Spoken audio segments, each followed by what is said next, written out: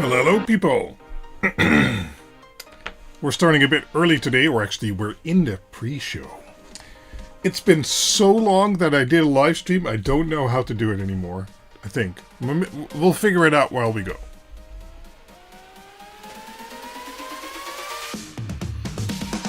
Okay, let's turn down the music a bit.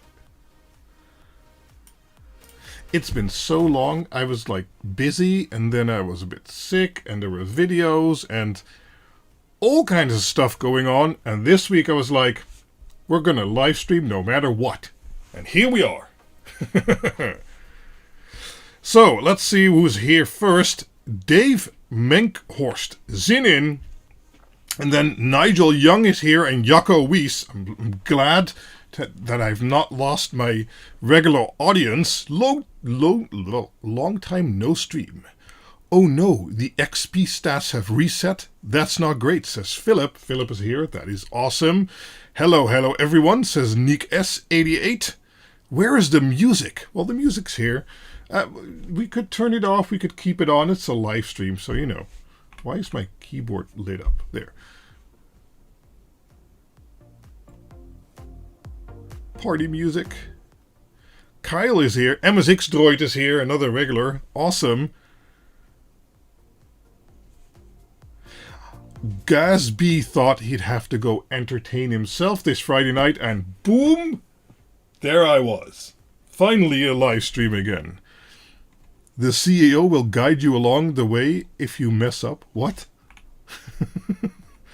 Quinn, just wanted to say a huge thank you for sending me a replacement dig quad. I'm looking forward to playing with it. No problem, Kyle. If one of the controllers arrives DOA, we'll replace that. No worries. No matter what, says Omakavula. Omakavula, yeah, okay. Oh, and Medved is here. Hey there, good evening. Good evening from Noord Limburg, says Rob de Graaf. And Konna is here. Jaguarin, are you unboxing the LED suit tonight? What? What LED suit? Do you guys know something I don't? That's not good. For drinks tonight, oh, that's a bit too loud. Let me turn that down. For drinks tonight, I'm going to crack open one right now because I'm thirsty. It's Dr. Pepper Zero. So this doesn't even need an Ultra badge right now. It's just as it is. It's a big can too. How much is this? Oh, it's 33 centiliters. Whoa.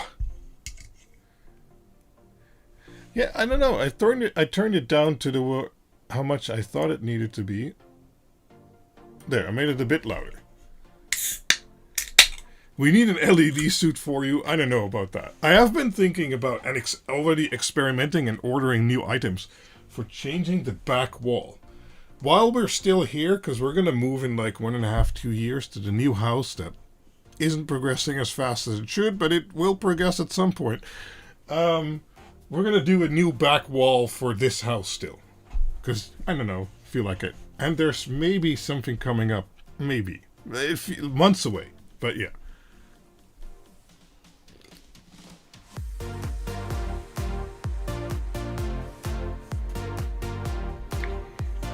Is the music better now?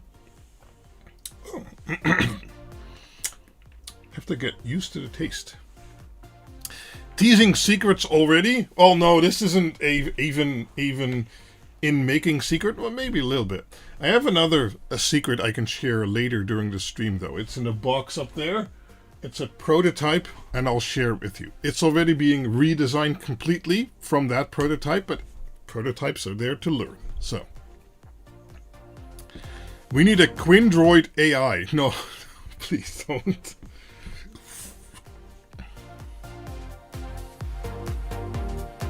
So, what have you been up to now that there wasn't a Friday night video or live stream from me? What have you been up to all those days? Free Friday nights. Who would have thought? Dr. Pepper, so misunderstood. What? Ooh.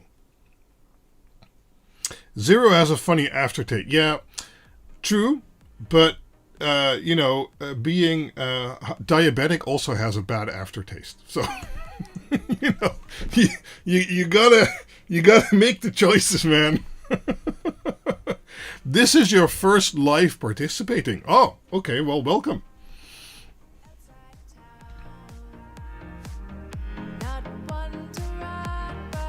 Now I feel the music's loud. I'm gonna turn it down to like half of what it was before.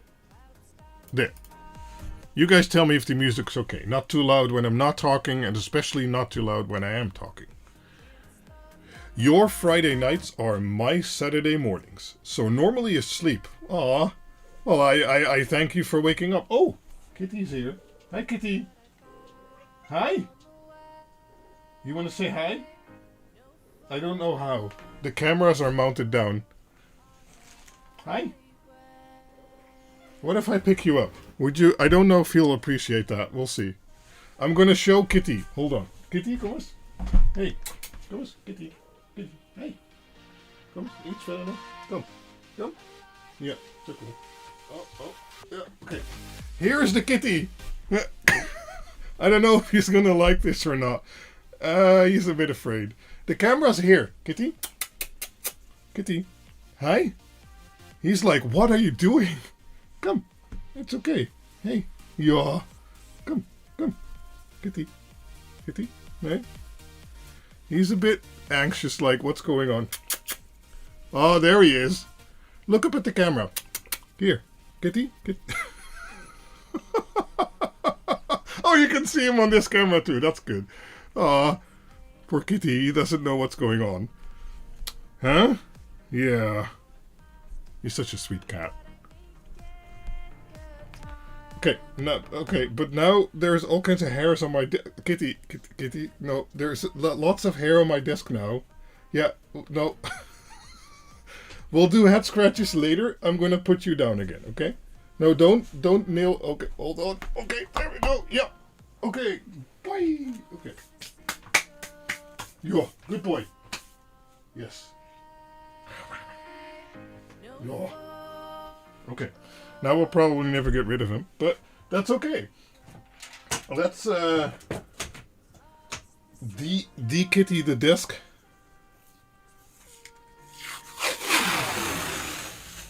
There.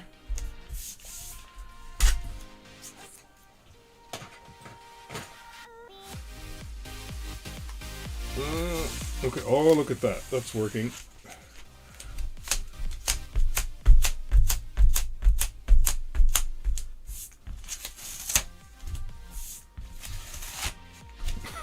So much hair. All the hair. No.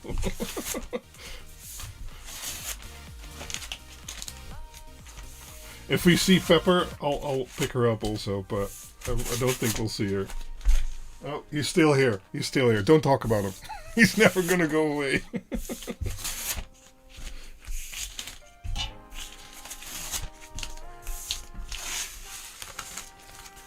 Okay, I think I've got most of the hairs.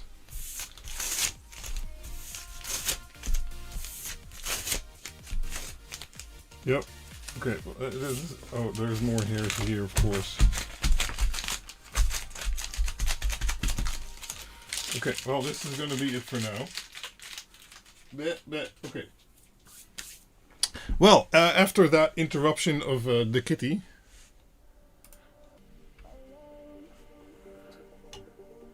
Rubber edge to create electrostatic. I'll use a bit of tape. We have those rollers. Those work great on clothes. Wait, was the chat missing just now? Oh, yes, it was. YouTube chat. There we go.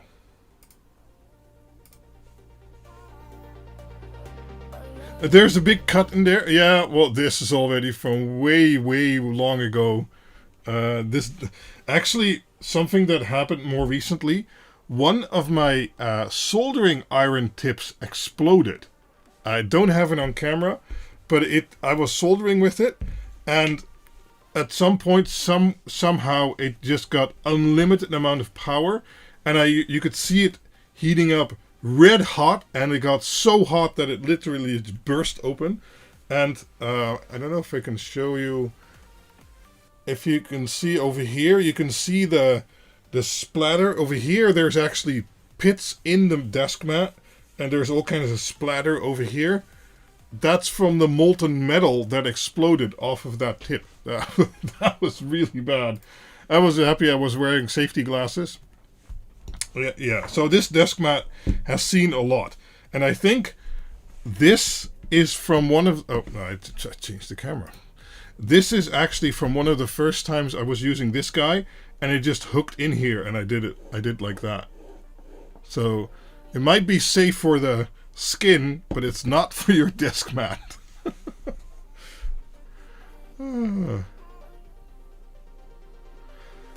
So yeah, you know, let's see what are you saying. I'm sure Dr. P has like 57 different ingredients to get the taste. Root beer. Oh, okay. Wait, I missed a lot of chat. Sorry. Teasing secrets already can't be done. Okay. It's not really loud here. When you're talking, it's almost gone. Well, that's good. Okay. Yeah, these scissors. Oh man, these are excellent, and I love the pattern that's on there. These are very nice. They're in a QuinBoxed somewhere. They come in a very nice box, and they are definitely heavy duty. I mean, I think they're actually meant as kitchen scissors, so you can cut bone and stuff with it. I don't doubt you could cut your finger off of this, so best not to. QuinCat, you know. Daddy's acting weird, punk quartz. Oh, you're up because of the cat. 7 kilo mini Black Panther merch. You woke me up. Oh, wow. Okay. Don't ever get a husky. Maybe we should get a desk replacement with the Quin LED logos. Yeah, maybe. I've been thinking about something like that. It needs replacement. It's like years old, and the rubber... Oh, over here it's still pretty okay, but I have some others. The rubber is breaking down, and yeah. Yeah, molten iron. I was able to get away fast enough, but the desk mat wasn't as, as fast. So we're going to do a first unboxing first. That's actually one I did earlier today. And that's for this guy. Because we sometimes get pestered by flies, and there is one here in the garage right now. And I actually got this one in today. It's a new one that says very dangerous specs. Because it says 5,000 volts. Oh yeah. So I'm expecting that if I hit a fly with this, it is literally going to explode. I hope so. It has 3 modes. It has off. It has the manual mode, so you have to press the button and this then lights up and it does its thing. And then it has this kind of blue light mode where you can stand it down, and it comes with a base that can also charge it. I literally got this in today. It's still virgin, so it hasn't zapped anything yet. But there is a fly here in the garage, and it's one of those that likes to land on you and then crawl over your skin or fly into your eye. I don't know what's up with these flies. But if it bothers me too much, I will get this out and zap it. So if you can't stand that because it's animal cruelty or something, please browse away. I don't know. But yeah. Anyway, can you measure the voltage? I don't know. Can my multimeter measure 5,000 volts? I don't think so. I'd have to look that up. Hold on. Let me look that up. SDM 3045X max voltage. Oh, it can measure 1,000 volts. Nope, can't measure 5,000 volts. So my multimeter only goes to 1,000. So no, can't measure that. Sorry. Anyway, we are now past the pre-show. So we are going to start the main show. You'd need special equipment. Yeah, most go to 1,000. Yeah. I have a very good desktop multimeter, but yeah.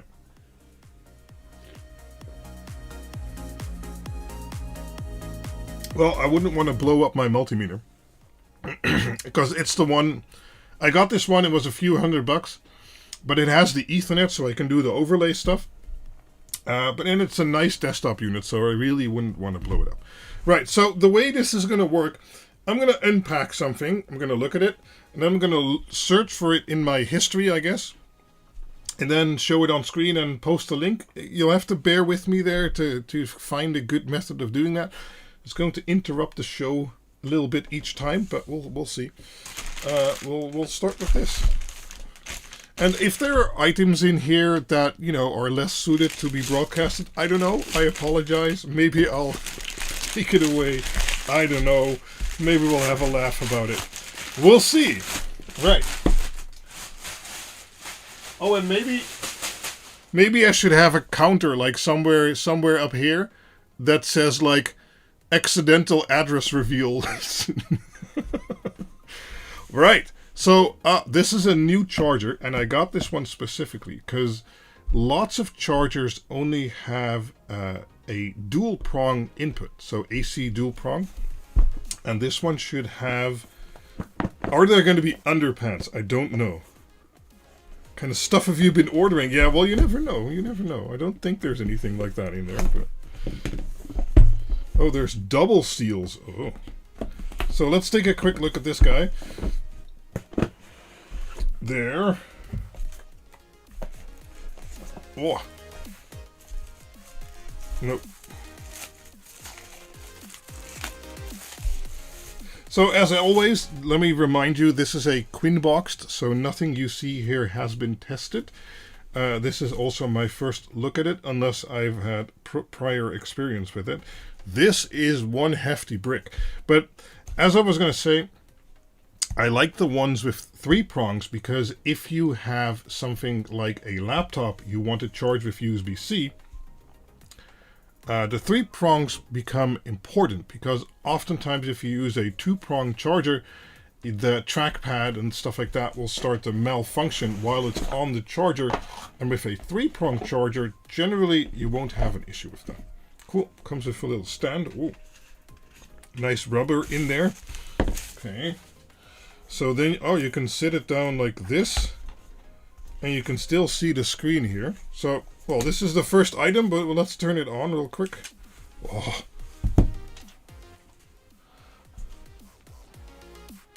Mickey Mouse connector. Well, it doesn't have to be the Mickey Mouse connector, but it at least has to be one with earth on there, because those generally don't disturb your laptop, while others do.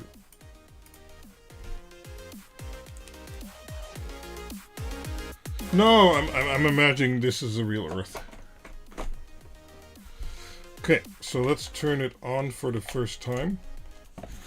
I can zoom you guys in a little bit. And this is a branded charger. I don't know the brand, but generally if it's a branded charger, it should be good. Price was also not cheap, I believe. Oh, look at that screen there. Very nice. Let's hook up, I don't know, my phone. I have a USB-C cord here.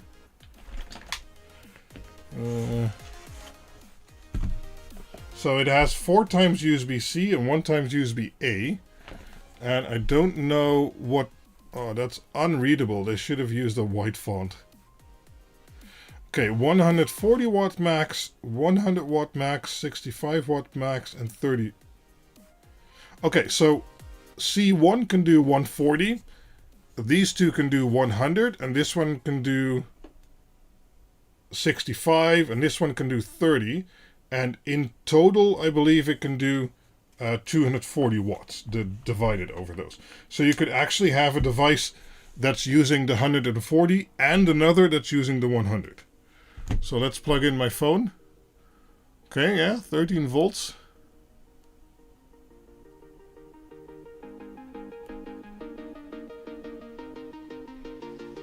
Ah, yeah, gas, that would be another example, yes.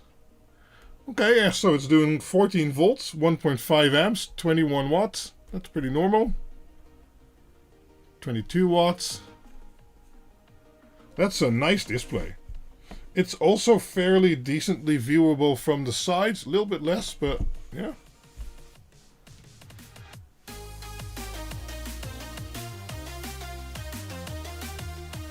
So anyway, that's pretty good. I imagine this is going to be a fine charger.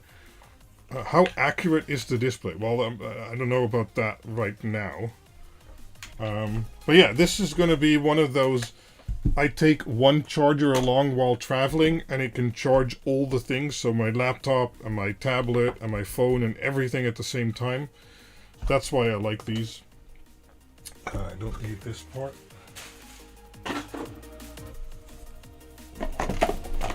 Or it's probably going to live on my desk somewhere where I use a charger a lot. I don't know how to put this in the box now.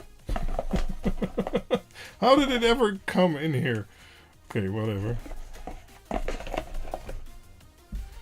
Right, I'm just going to... Yeah, this is perfectly put away. Oh, they have a manual. Oh, okay. Well, I'll put the manual with it. Yeah, but if you want a single charger on your desk that will do all the things... That is likely a good one.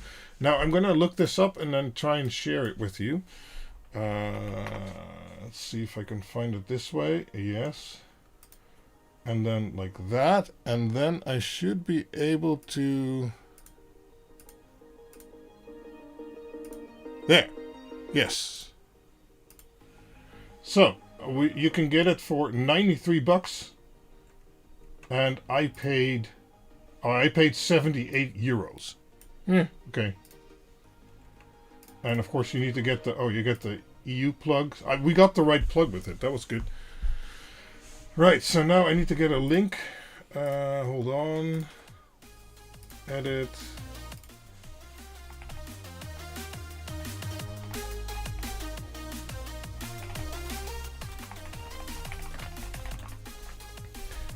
Save. So probably you have to refresh your browser. You get a stream us interruptus, but then you can watch the YouTube description, and it should now have an affiliate link to that charger.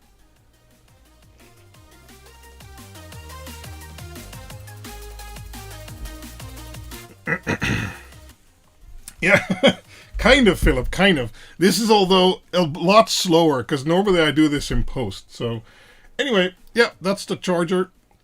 As I said, I haven't tested it specifically, but from the specifications and that it's a brand name, it already has like a bunch of reviews, and it felt really heavy. I think this is going to be a great charger. So, but that's an opinion, right? Let's do a big box. Oh. We'll change between big and small boxes. Oh, okay. There.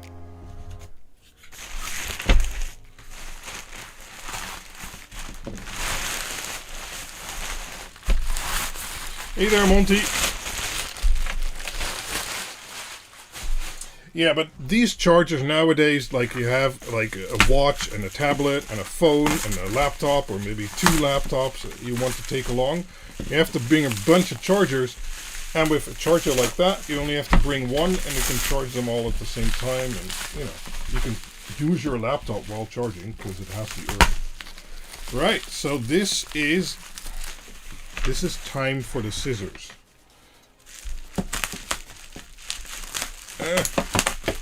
There, that should be enough, I think.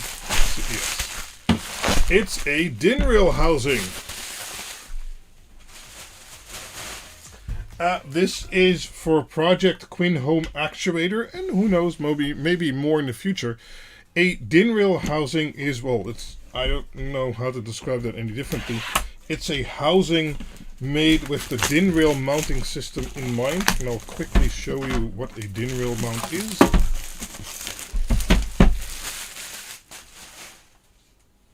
Oh, there's a little piece of plastic here. Wonder where that came from. Right, so, well, this is it. This is the DIN rail, and you can take items. I don't have a DIN rail item right here. Maybe there's some in here, and I'll show you later. The secret also will show you later. Oh, they got some rubber Oh, they got some grommets for the cable passes here, or pass-throughs here. Yeah. Okay, but how does this mount together then? Is there screws? There's 3 screws. What? That makes no sense. This is mounted down. Is there screws in here? No. How are you supposed to... Did I miss something? I don't think so.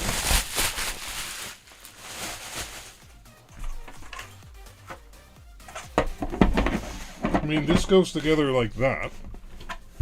There's no rubber seal, so this is best suited for indoor. Oh, there is a seal. Sorry. There is a seal in here. Okay, that's good.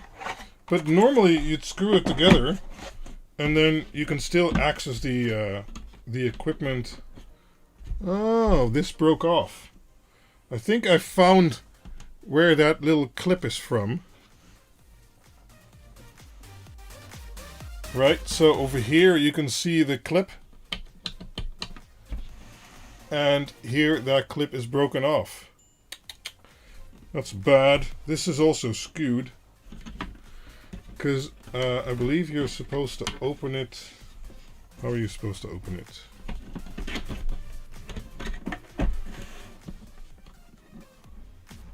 There. Oh, okay, so yeah. This still seems intact, so these posts still seem good.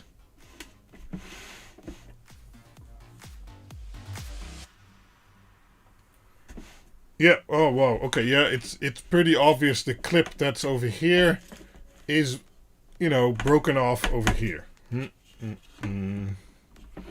Well, that is not great quality.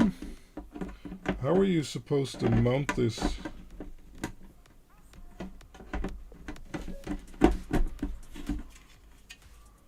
Huh.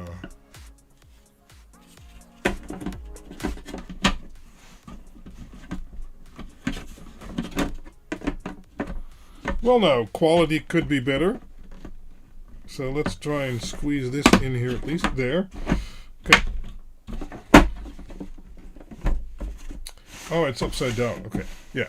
So, like that, and then you're supposed to be able to close it like that. But of course, this is broken off. Alles kan kapot. Yeah.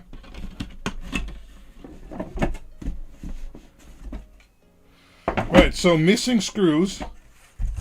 Well, there are like 3 in here. Are there 3? Yeah, there's 3 in here, which isn't 4. You get these random plugs. And no screws to... Well, okay. I am not very convinced about this quality. I think we ordered multiple, so that's good. Let me look up the link.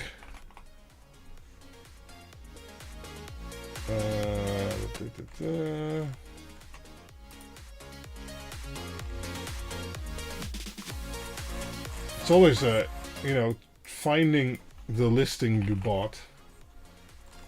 No.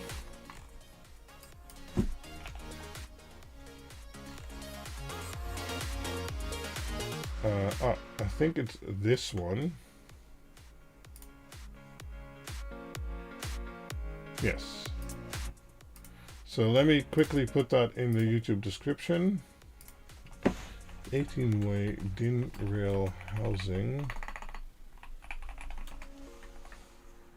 Save. And then I will show you. There. So you can get these in several ways, and that it means the amount of positions. This is the 18-way, because the 24-way is a double one. Yeah, that is this box. Just sad it didn't arrive with the right amount of screws, and it has a broken off clip. I am going to complain about that. Yeah. Because this, you know, this doesn't look great, right?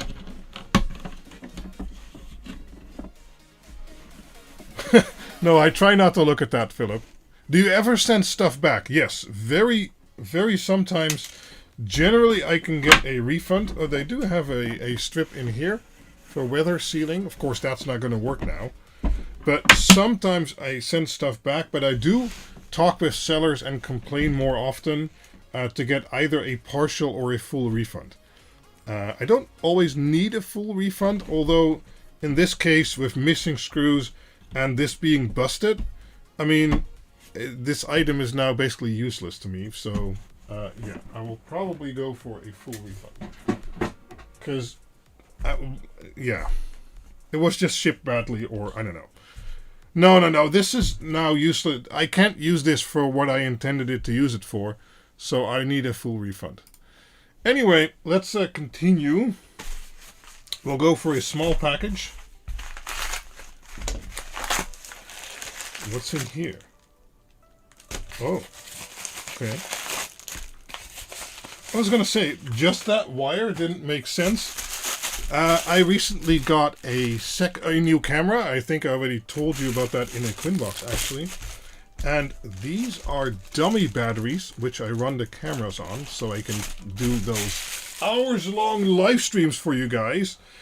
This is a cable which will do USB PD 9 volt. And I have 2 of those big desktop chargers over there. They're different type. I can show you in a minute. So this one asks USB-C 9 volt. And then that goes into here. And then this goes into the camera, which needs like 8.7, but also accepts 9 volt, I guess. And that's how I run all of my cameras. But since I now have 3 of the same model, or rather, I have a Panasonic S5 and I have 2 Panasonic S5 IIs, I needed an extra dummy battery. They're pretty cheap. I'll look that up. And they're a great way to just run your camera indefinitely. Yeah, they're about 10 bucks. So that's, you know. Copy, edit, Panasonic S5 dummy battery USB-C. Save. No, this needs to go there. Beam. Right, so they're about 10 bucks for the whole set. And, well, you get this dummy battery. And that's working great because I already used 2 of this type for the current cameras, and those, yeah, those work perfectly. Oh, you filmed with manual focus, yeah. So the S5 II, I'm still a bit loud, am I not? There. The S5 II has great autofocus. I really love it. This one is on face tracking, and this one is on everything tracking. And for HDMI out, they do quite well at 4K 60. And I have a bunch of lenses for them and stuff like that. So the chargers I have are, let me see, 250 watts. No, is it 350 watts? I don't know. Desktop charger. No. See, this is the problem. If I just search for charger, I'm gonna get you know, thousands of them. Okay, let's see. No, all kinds of crap.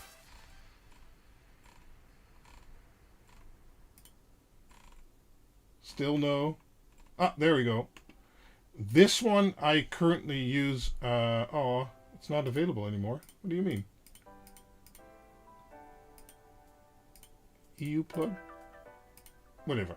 This one I currently use, and I have the older version above that.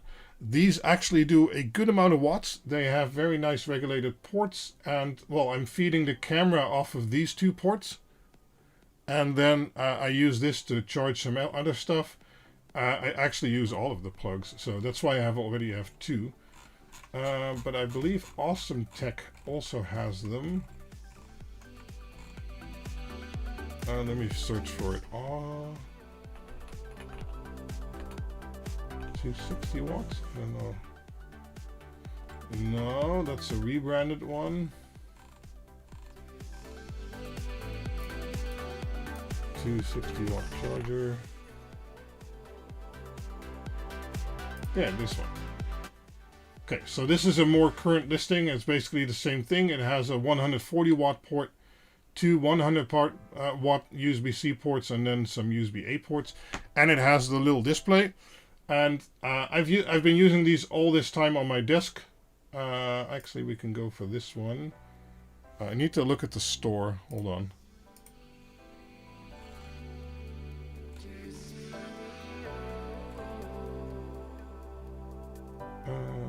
This one. It's not telling me the store. That's stupid.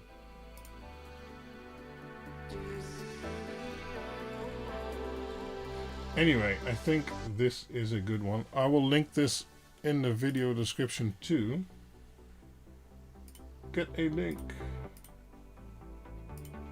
Edit.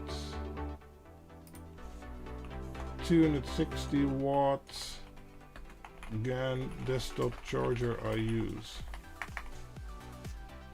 Save. There. Yeah, so that one I can absolutely vouch for, because I've been using it for... I don't know which link I now used. This one. I've been using it for, I think, over a year now. It was in whatever QuinBoxed a while back. I don't actually use the USB-C of the wireless charging on top, but I use all the USB-Cs and the USB-As, and it's been excellent, very stable.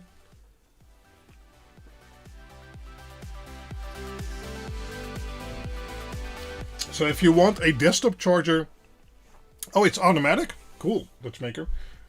This one's actually a lot cheaper than the other one, while having almost the same amount of power and also a nice display. So this one I can absolutely recommend. It's just a little less portable, right? Cool. Wow, this is going to take hours before we get to lots of packages. Let's do a small one again.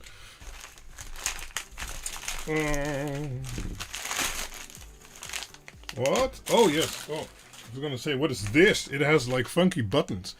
It is a USB-C trigger board. Nice, Emil. Yeah. A USB-C trigger board. So you can use the little buttons here to select the voltage you want. It has a tiny USB-C triggering chip there. And so you can get 5, 9, 12, 15, and 20 volts out of USB-C. And I liked that it had a screw terminal on the back here, you know. Yep. So let's look for that. Trigger. Ah, came up immediately.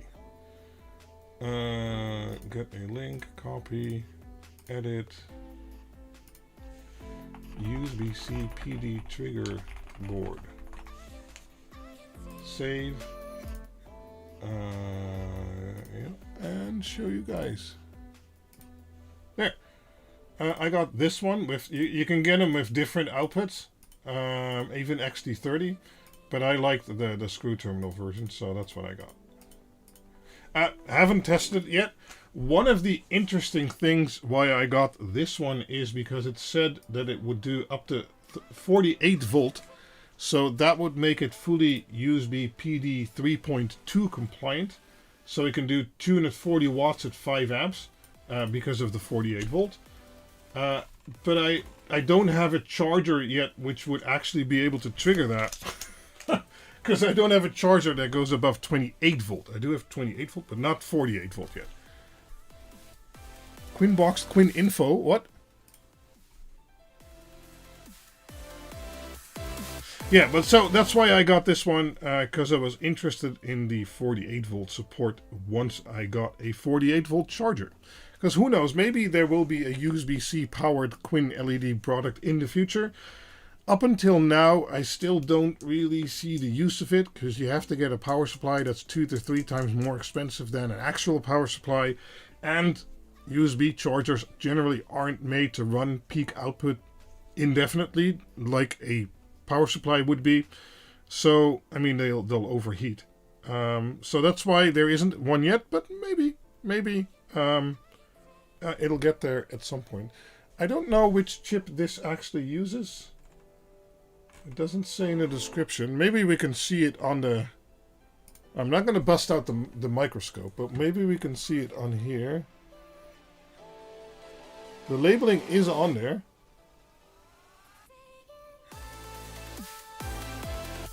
I can't read it, sorry. Let's see if the...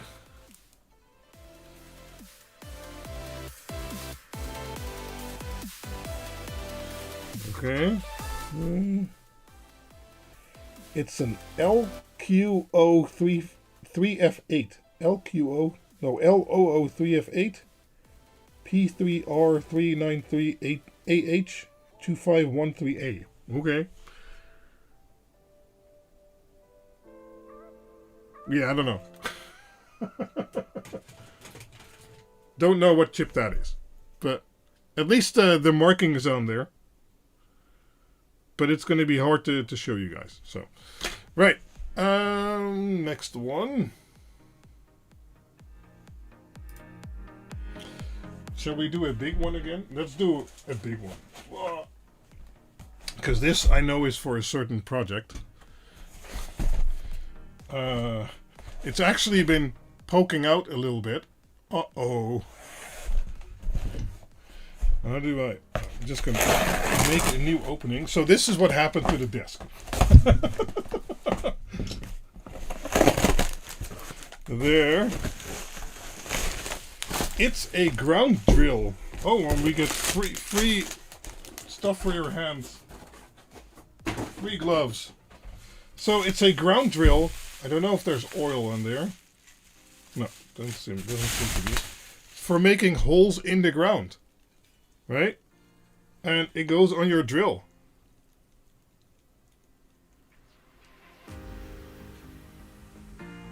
No. The one I got before was a ground stake. So you stake that into the ground and then you can put a pole into it. This is for if you want to make a hole and then put another pole into that without, this staying into the ground. How many holes are you making? No, this is just preparations, right? And you get some free gloves. Okay. I'll put those with it. I don't know what I need, so I just buy lots of stuff. Right, let me look that up. I guess I can just look for drill. Yes. I got the 8 by 60 centimeter version. So that is 8 by 60. Yeah, 8 by 60.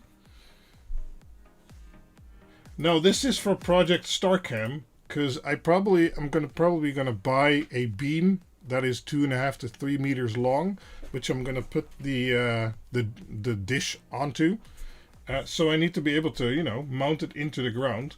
So I thought this might be good. I have no idea, Michelle Online, if that's gonna work or not. Right, let me add this real quick. Ground drill 8 by 60 centimeters. Oh, I did space.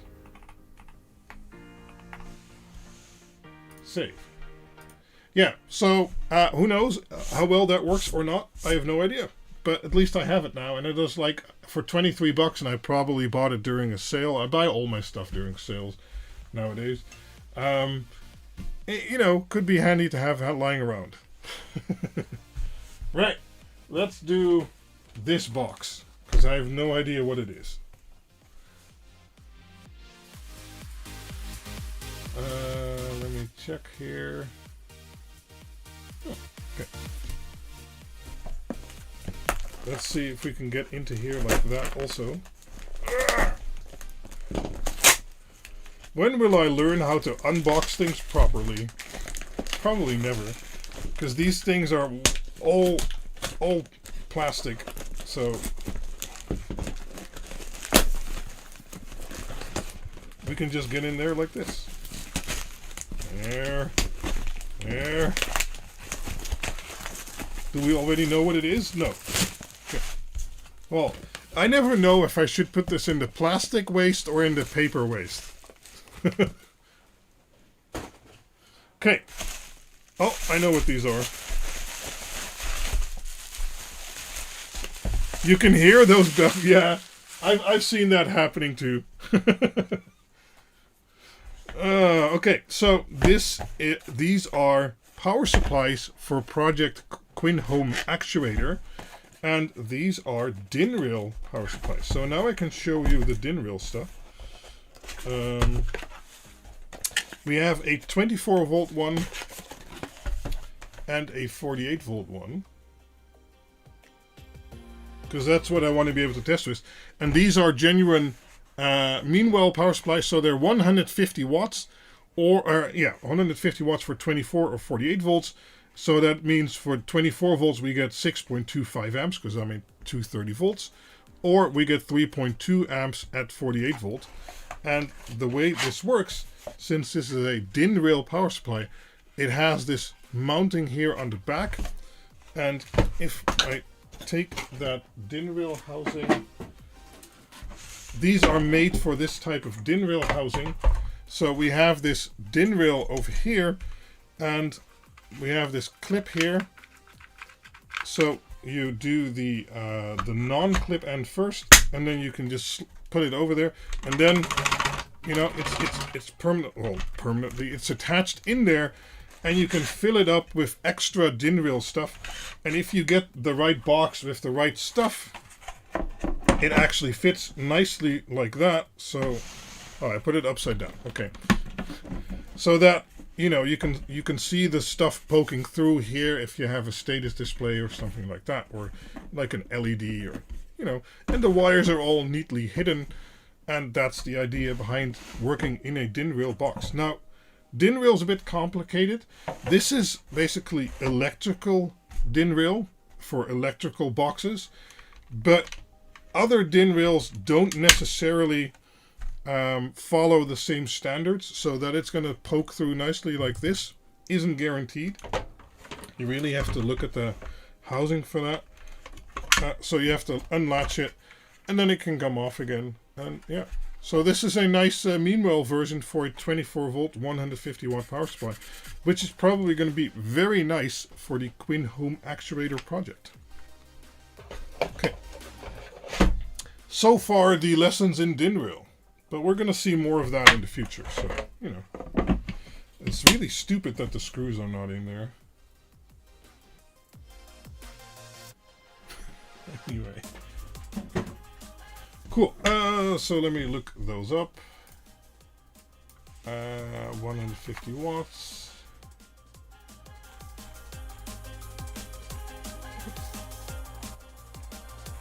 Nope, can't find them with 150 watts.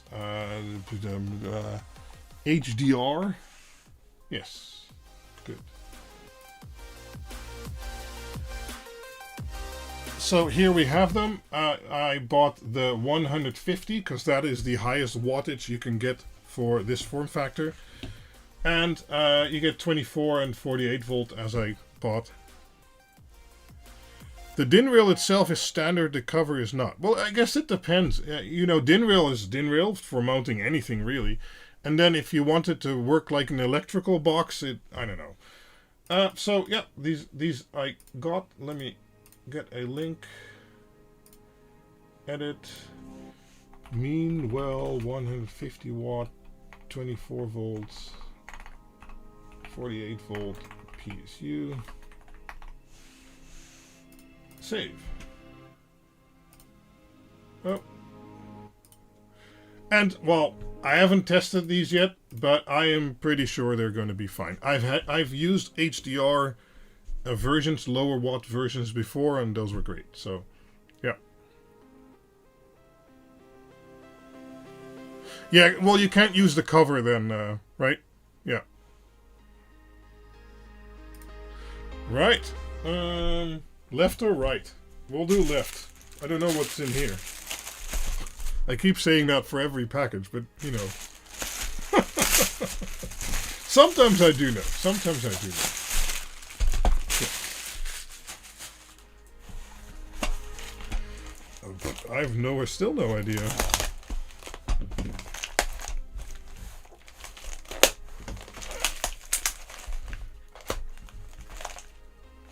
Oh, I do know. Yes. Oh, cool. Yes. Okay. Remember that box I got for Project StarCam, the big electrical box? I wanted to have a way to mount those onto a pole. The pole you just saw a drill for, right? And then I saw these, and you can use those straps or screws. You can use those straps we already unpacked in a different QuinBoxed to go around here, and that then goes around your pole.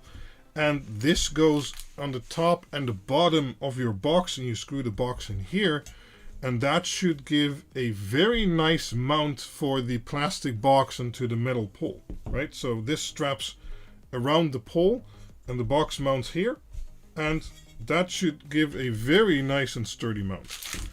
Oh, they even give you some rings here and some screws and stuff like that. Yeah. Cool. Moist.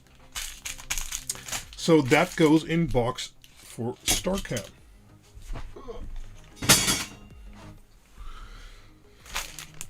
Oh, wait. I almost forgot. I need to show you. How do we look for this? Mount? Yes. There.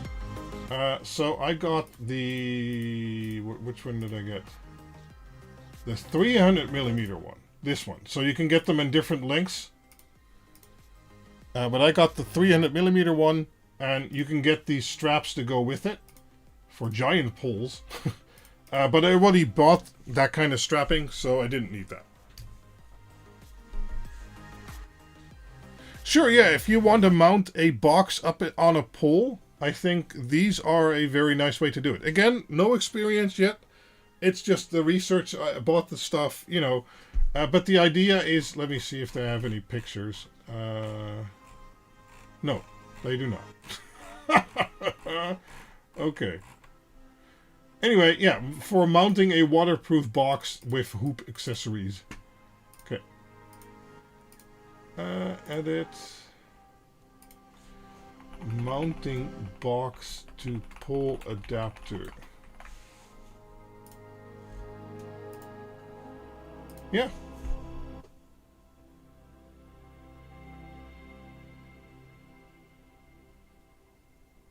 It would have been an EU standard? Oh, you mean for the DIN rail stuff? Yeah, I find it stupid that it's both called DIN rail, but it's a different design if it's for electrical or not. It makes it very hard to search for, but probably grew over time like that, so, you know. Okay. Left or right? Let's do left. We have a suspicious green bag here, so let's look into that. Oh, what's in here? Oh, right. For some project, I needed I didn't know how long a cable I needed, and I probably also needed to extend it. So I got some USB-C to USB-C extension cables. Right? So, yeah. That's basically what it is. USB-C to USB-C extension cables. And I got a 1.5 meter one and a 2 meter one. So I'm just going to consolidate these into this bag. Oh, and it's USB-C to USB-C 3.2 Gen 2. Wow. So it can do 100 watts and lots of data and video, audio, everything. Cool.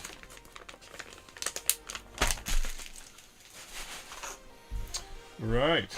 Let me find that. Extension.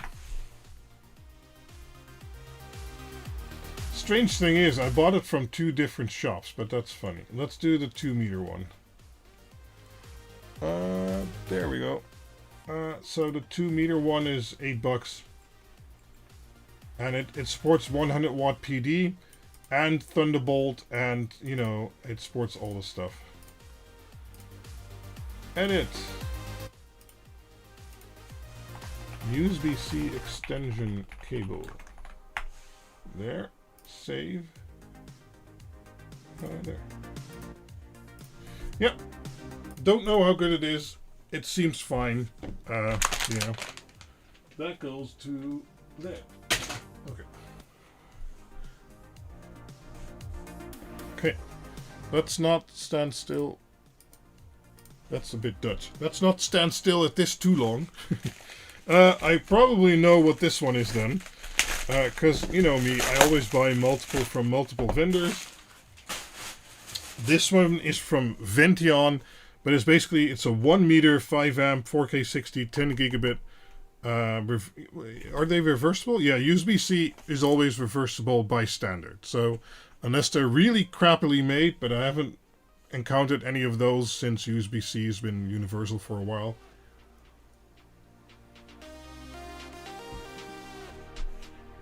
So I'm not going to link this one if you want one from Vention. It's a brand I've used before. Basically the same thing. See, that's nice. If we get the same thing behind each other. Let's do a bigger one.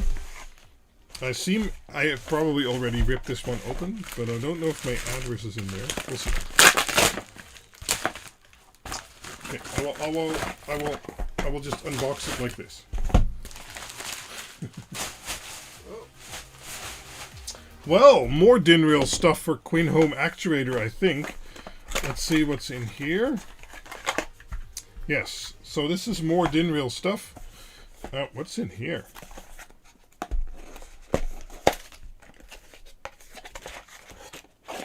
Oh, more of them. Oh, right. Okay, yes. Okay. So I bought multiple things from Thomson. It's a fairly known Chinese brand. And 4 of them are circuit breakers. So if I'm going to build boxes which I lead AC into, you know, if I'm going to build a DIN-rail anyway, it'd be nice to have a circuit breaker in there so you can, you know, turn things on and off with it. And also have a bit of protection. And these are B, so circuit breakers are rated in A, B, C, or D, and that determines how fast they will actually break the circuit when there's overcurrent. And B is pretty fast. Normal residential, I believe, is B or C. I'm not 100% sure. And these are rated for 6 amps, so if it's more than 6 amps, they should, you know, at some point cut off. They're rated for 240 volts, 10,000 amp breaking. Okay. And, yeah, it's just, you know, it's a circuit breaker. So you put live and... Do you put live and neutral through here? I would say so. Yeah, neutral is just passed through. And then you have live that is interrupted. So that should be good. So yeah, circuit breaker in DIN-rail style. So again, that slots on that DIN-rail and pokes through so you can still use it. Okay, so down is on and red is off, I guess. Is this a test button? I don't know. No, I don't know. Maybe. Okay, and then the second thing we got is a contactor or a relay or whatever you want to call it. This one is rated for 24 volt DC, so you can control it with 24 volt DC. And then it is a 2-pole contactor, which is able to do up to 25 amps or 250 volts. So you can easily use it with AC while controlling it with 24 volt DC. And that is again for project QuinHome actuator, so you can have a pump on here or whatever like that on the AC side and control that pump using the actuator board. Yeah, B is common, I believe. Yeah, I don't know if these have Artlec. It does say something about 30 milliamp over there, but then it doesn't have earth, I think. So how would it do that? Right, because there's no contacts here. And this is just for live and neutral. Maybe if there's 30 milliamps between live and neutral, I don't know. I don't know how that works. This works very easily though. I don't know if this is a test button.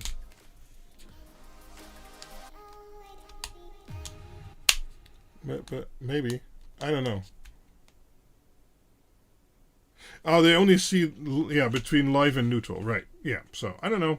I just bought it as a circuit breaker for 6 amps, which should be plenty for, you know, the smallish power supplies I want to run. No, we're not going to hook it up right now. So yeah, easy to use circuit breakers and a little... it only works on power. Yeah, of course, that makes sense. And a contactor. I have already tested these. These work pretty well. So you can control these using QuinHome actuator, and it's going to have 4 outputs for that to control pumps and relays and other stuff. I don't believe there's a metal thing there. So let me Thomson Connecticut up like that.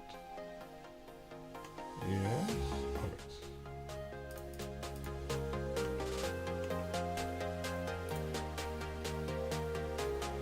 So the first one is this, and I got the B6A. So that is a type B curve, and residential current differential automatic circuit breaker with overcurrent leakage protection. Okay. Oh, it turns red when it's on. Okay. Okay, sure. That makes sense.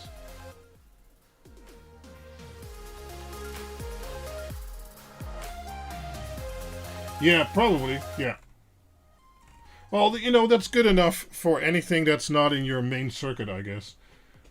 So let me get this link real quick. Thomson circuit breaker 6 amps B. See. And then we have a second one, and that is the modular contactor or relay. I probably got the DC 24 volt normally open. So it has 2 normally open contacts, so you could actually hook up 2 devices if you wanted to. They're not cheap, but they are very hefty. These will last you a while, I think. So let me copy that. Edit.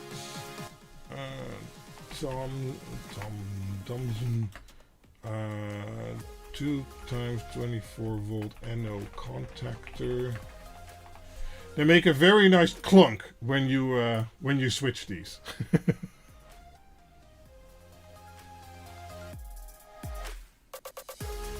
I don't know if it's approved for in the meter cost, but if I'm going to build a box, you know, with an extra circuit breaker in there for extra protection, you know, it'll likely work, and otherwise my main circuit breaker will work, right? So I don't see the harm in using this type.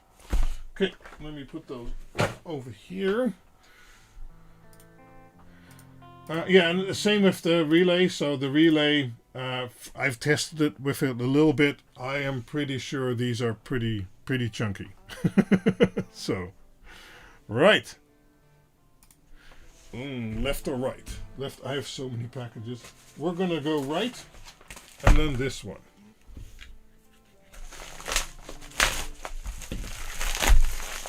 Are you guys still having fun? Is it fun doing this live? I don't know. There's another layer of protection. Oh wait, my camera. Oh, it's a baby box.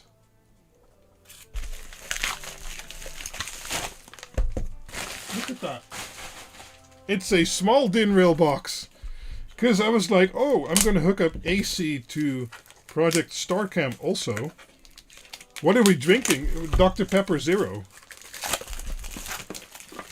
And I was like, oh, I can put a box in my box so I can separate the AC from the DC. Does it have screws? Yes, this one actually comes with 4 screws and some rubber grommets again. So 1, 2, 3, 4. So we can actually close this one, and it has 2 clips for the latch. Oh, Kitty is back. Hi, Kitty. And this is a, you can't really see it. This is a 3-way. Cool. Okay, so if we take, you know, if we go back and you take one of these circuit breakers, let's see, the clip is over here. So you can hook it up like that. There. And let's take the contactor. Who doesn't love a three-way? That's a good one. Okay, this one doesn't want to go on that easily, but you can just do it like that. Okay, let's move it to the middle a little bit. There. And then you should be able to put it like that. And in theory, this is watertight because it has a seal around here, right? Yeah, and now you have a little circuit breaker and a contactor in there. And the idea is for Project StarCam that I will have a circuit breaker like this for the AC side that's coming in. That will also give me a on-off button for the whole cabinet, basically. And then next to that, I will have a power meter, which I can still read through the open display. And we'll probably just mount this inside of the box, but because I got the giant box, right? So yeah. Well, the three-way isn't that great for PSUs, I think. How do I get this off? Come on. Okay. Oh, there we go. Okay. Circuit breaker. Alright, other way around.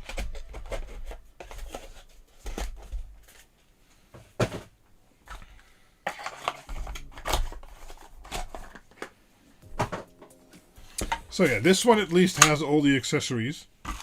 Yeah. It's just a nice, neat little box, and this way I can separate the AC coming in a little bit and have an on-off connector and a circuit breaker, especially for the StarCam box. If for some reason water gets in there, it's nice to have a circuit breaker which will turn it off. So let's look that up. Three-way. No. DIN. Hey there, Greg.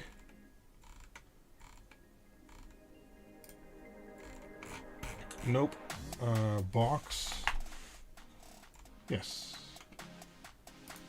So it's the same type we had before. But then a three-way. $10, you know. So let me link that. This is from a different seller, I believe.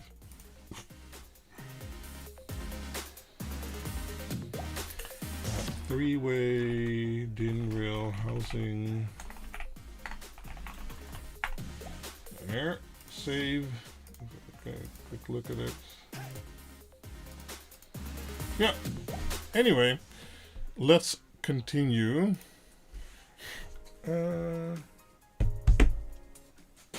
We'll go here again.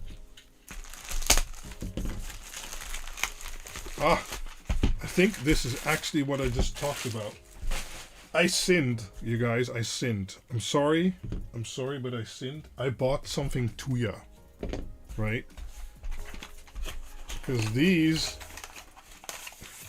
it's nice keeping with the theme though.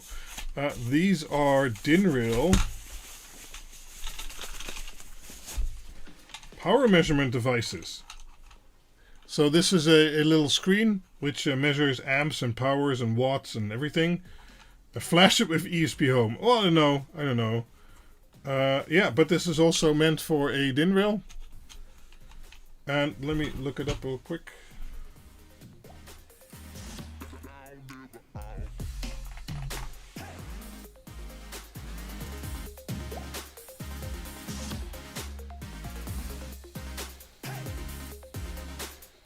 So this is from A-Torch, and A-Torch is also the ones that made my electronic loads, I believe. And generally, I have a good, good feeling with this brand. And you have the non-Wi-Fi version, the Wi-Fi with no switch version, There's a bug on my hand. And the Wi-Fi switch version. And I got the Wi-Fi switch version. I don't know. I just got the most expensive one. And yeah, these have a little app you can use. But I'm hoping you can use the Tuya integration to maybe add them to Home Assistant. I don't know. But these show you the voltage, the current, the power, etc., etc. Right? Don't forget to hit your hand with the 5,000 volt racket. Yeah, I'd rather not. But I thought it'd be cool to include in the actuator and the StarCam boxes, so we can, you know, view the power in real time and things like that. Keep some statistics. A circuit breaker is a safety device, not a switch. That is correct. But it can still work as a switch. Maybe not for like 20,000 times, but if you do it like 100 times, that should be fine. Okay, let me get a link for this guy.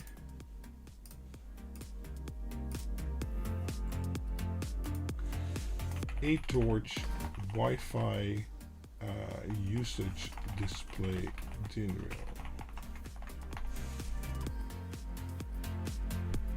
Oh, you have some Zigbee. Okay, cool. Well, this is Wi-Fi, but yeah. But for $22, I thought it was, you know, it's pretty good. And it looks like it has all the nice information on there, so. A remote control digital circuit breaker. Isn't that a switch? Yeah, probably.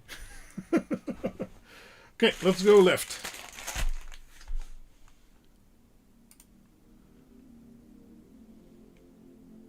Yeah, sure. But I mean, I'm not going to switch this thousands of times. You know, it might switch 30 times or whatever. Okay, let's see what's in the. Oh no! Hold on. It's packages in packages. Okay, I think we're safe. It's a with 5 meters. Oh. Temperature sensors. Nice. I already got the 3 meters and the 5 meter version.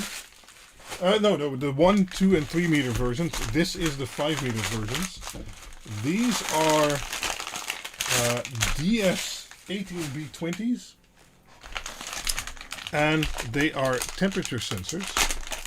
And they come pre-terminated with 5 meters of wires. And they are these little metal capsules. And you can hook these up to your board, in this case the QuinHome actuator board, and you can have a temperature sensor. And it will have 4 terminals for these. So you can have 4 external temperature sensors and there will be 1 on board.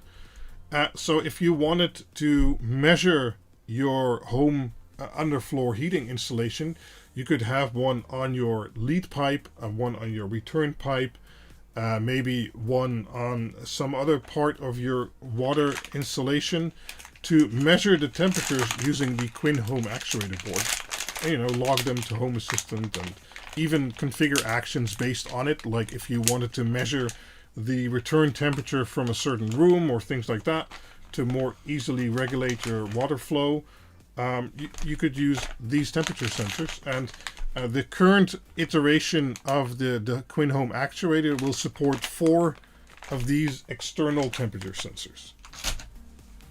And that I have already tested on the current prototype, and that seems to be working well. So, let's see, DS18B20. I will link you the 5 meter version. So that is these guys. They're really not that expensive. 1 meters, 2 meter, 3 meter, 5 meter. I mean, it's $464 for a single one, or $231 if you just need 1, or $299 if you just need 2 meters. Yeah, they are 1-wire protocol. Yes. You got the exact sensors for your floor heating in HA. Yeah, that's why I thought, you know, that could be something cool to include in the QuinHome actuator board, that you can just hook them up to that guy, because that's going to be near your water cooling distributor anyway.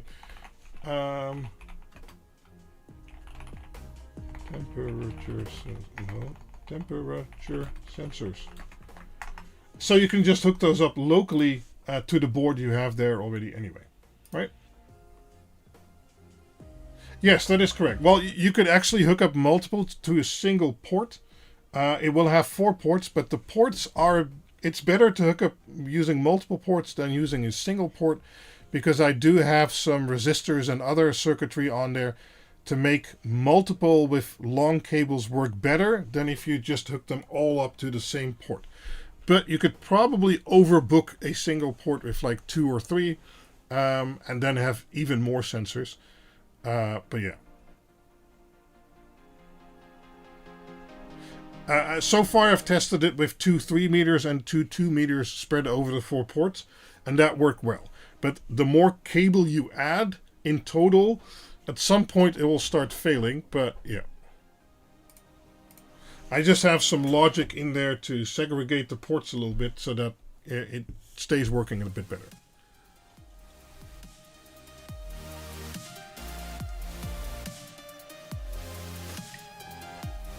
So potentially you could indeed hook up more than 4. That is true.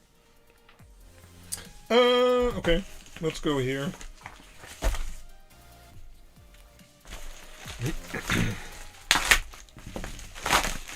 Oh,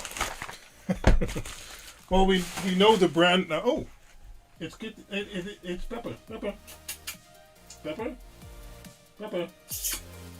Nope.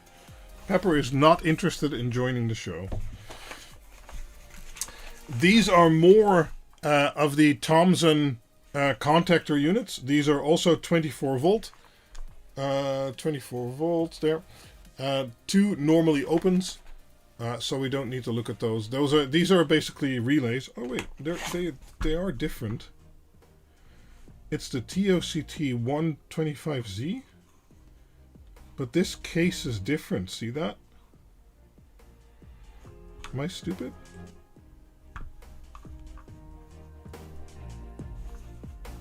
Why are they different? The type number is the same. The graphic is the same. They're just slightly different. What? Let me look up my...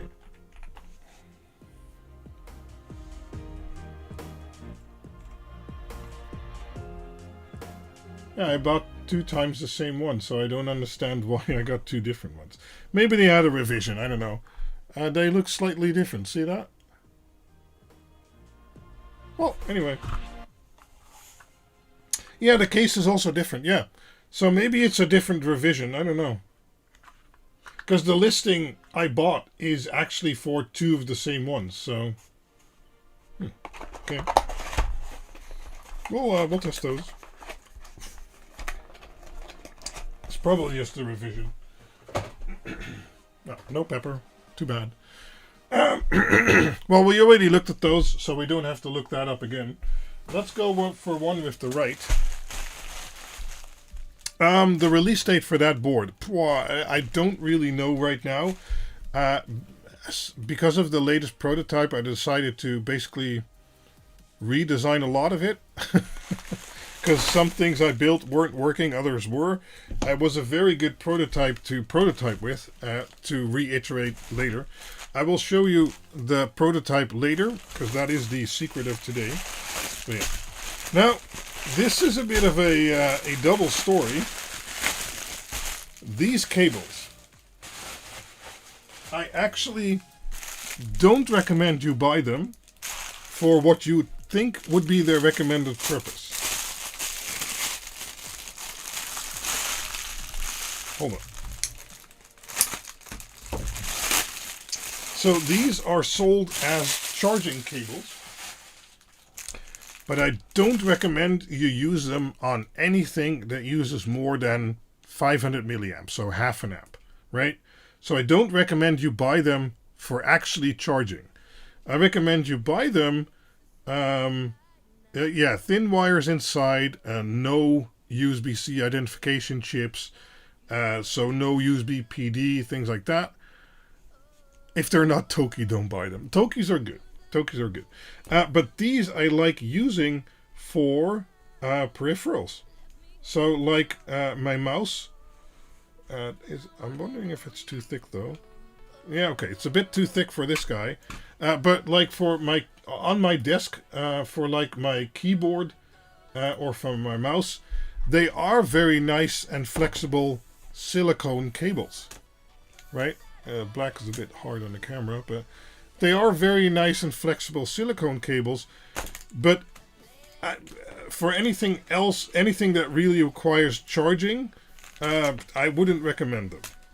But for hooking up peripherals, you do need to note that these are pretty bulky. I actually do like them.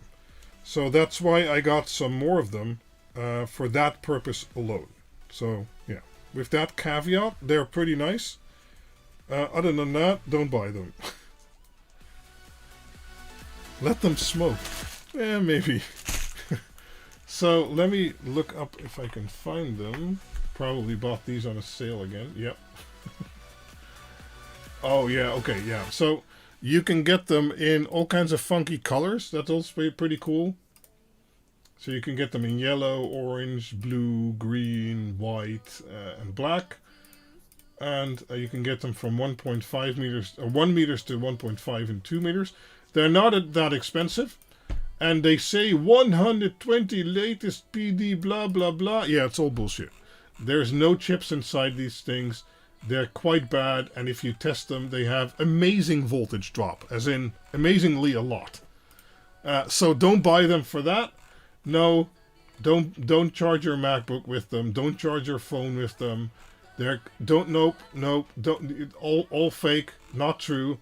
Nope, no fast charge, doesn't support it. 7 amps bullshit. That's not even a standard. No, it's all bad. But I do like them for hooking up peripherals. Test it with your 240 watt GAN charger. Sure, actually we could do that. That'd be funny. I can hook up my phone again. Let's do that real quick. Hold on.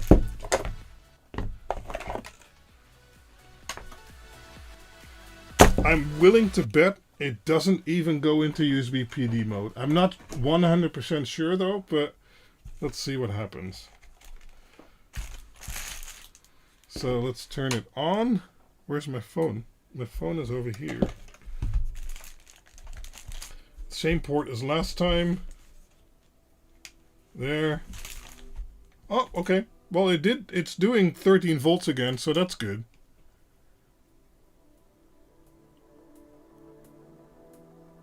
Okay, so it did negotiate something. So maybe these are better than the last batch I bought. They have a little LED ring here, which is annoying at night. Yeah. I don't know. I could get my laptop broke. Let me get my laptop real quick. That's a better test. Hold on.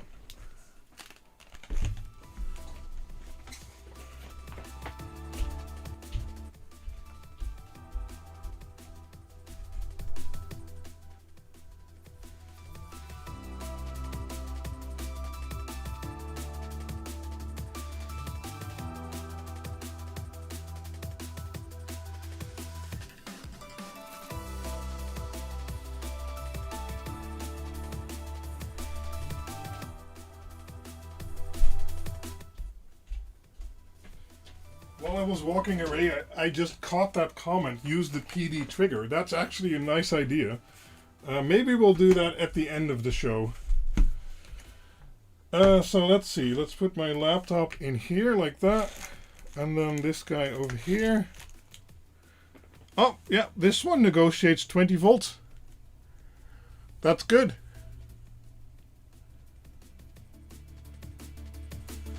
For some reason, it's only doing 54 watts, though.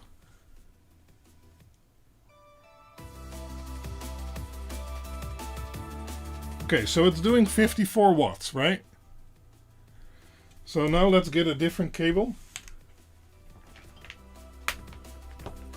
I think this is a 65 watt cable, so not 100% sure what will happen.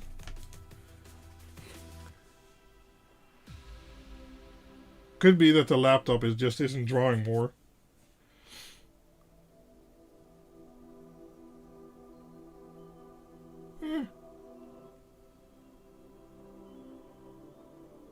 Okay, maybe the laptop isn't drawing more.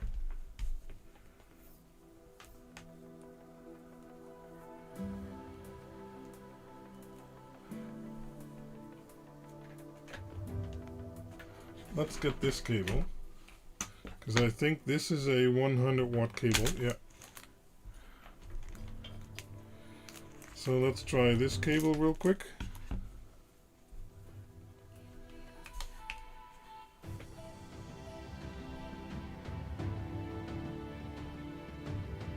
Okay, probably the laptop isn't asking more. So maybe I need to turn it on, I guess. Okay, yeah, so with the 100 watt cable, we get actual 100 watts. Okay, so charger works, that's good. Okay, so let's get the crappy cable again. Or it used to be crappy at least. 100 watts.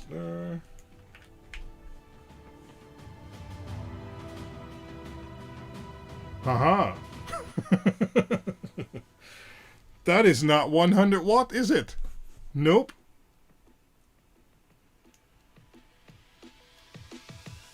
So maybe they have an E marker in there for 65 watt now. But this isn't budging from 56, 58 watt. So let's remove that again. Switch it back to this cable.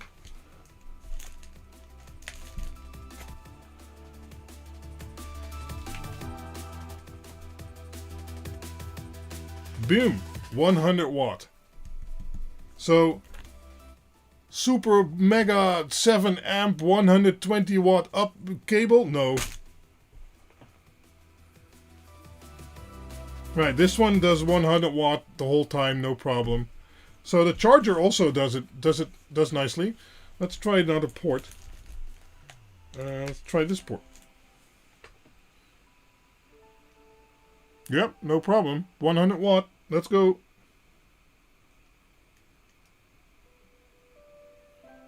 Okay, yeah. Good.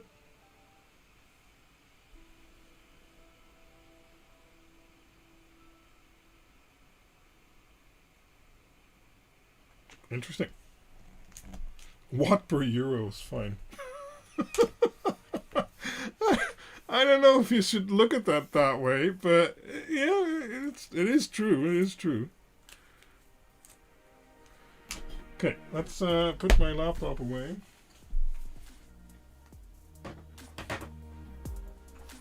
So the verdict for the charger is still very good. Also, what is nice actually is the display isn't flickering on camera, right? It's perfectly clear.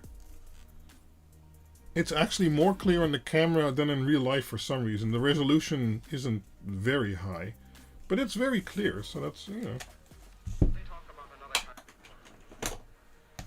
Oh yeah, they're definitely thicker than they need to be. Yeah. So, don't buy these cables for charging. These cables, they're not good for charging. They're bad for charging. Because even though it did do 65 watt now, the previous batch actually didn't. It will do so with massive voltage drop, right? So, yeah. But for hooking up peripherals, I actually like these because they're nice and flexible. They're nice. They look nice, and yeah. So let's make a link. Edit. Silicone USB-C cable. Do not use for charging. Save. Okay, cool. I need to put these somewhere. I will sort these later. Good. Left or right? Left or right? We're gonna go right. Oh, this might be another DIN rail thingy. We're a bit zoomed in. The charger also linked. Yeah, the charger is linked as the first item, I believe. Oh, and, well, we didn't test the charger that well yet, but at least we now know the ports will do 100 watts, no problem. So that's good. As I said, I have a good feeling about that charger, but... Okay, these are relays I bought for, again, the DIN stuff. But here there is a little problem, because although DIN is a standard, it is a standard for mounting them, and if they will fit through an electrical box window is something different entirely. So I thought, oh, I can just buy these nice little relays. These can also work with, let's see, 3 to 48 volts. I believe this is the 24 volt version, or the 3 or the 5 volt. I don't remember from which listing this is. These actually have a mechanical relay in there. You can also buy them with a solid state relay. They are actually two pieces. So this is the relay module and this is the DIN rail mounting module basically. So if you ever have to replace them, for instance, or something like that. All nice and well. I'm going to get that DIN rail box again. Except that if you mount these, first off, the mounting is kind of meh. Because it's just a plastic clip or spring. Well, it doesn't have to mount perfectly. And you think, oh, these are made so that they can fit through that window. And, well, no. Nope. So, although DIN rail is a standard... Oh, well, oh, okay. I'm actually surprised. You can make these somewhat fit. It doesn't close now because it's too high. Maybe I need to... No, it's on there. This one actually almost fits. I have some different types, which I was very disappointed with. Actually, it is pushing on the clip a bit. Because they wouldn't fit through the window here. Right? DIN-boxed, yeah. Okay, maybe it wasn't on fully. No, okay, now it clicked. That's good. Have to angle the box a bit. Well, you could screw it shut. Yeah, these aren't made for this type of box. No, but yeah, I get that now, but I do find that a bit annoying.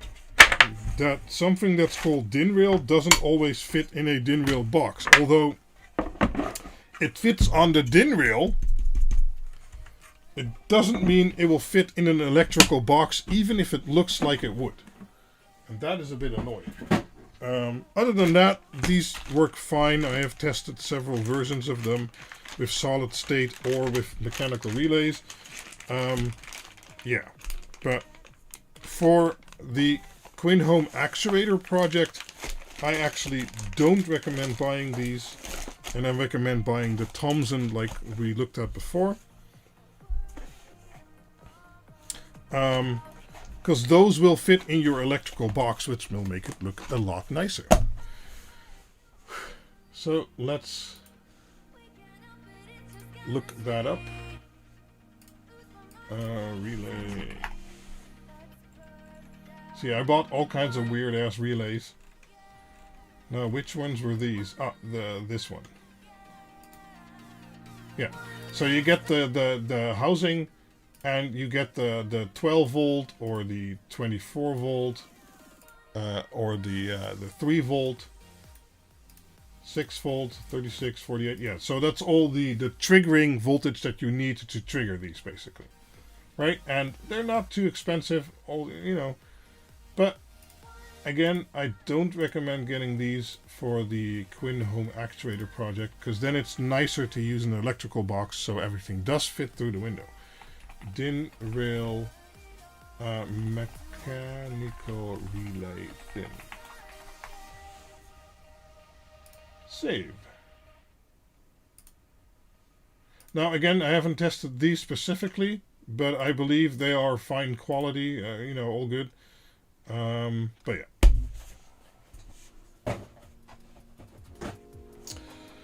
Right, let's see. Let's go right. How long have we been going? 1.5 hours. I'm going to cut it off around 2 hours because, But we're still having fun. Are we still having fun? I think so. Oh, I was looking at my viewers. Don't look. Don't look.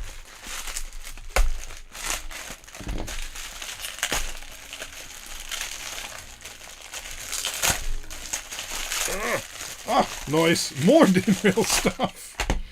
This is from Gaia. It's a bit more known brand. But basically it's the same thing as we looked at before. It is a 2-pole actuator. Like the Thomson we just looked at.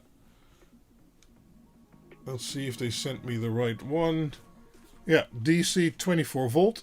2 normally open contacts, so you can put 2 wires in here, for instance live for AC, and then 2 in here, and then you can switch those together, and they're rated for AC and everything, and you can switch them with 24 volts.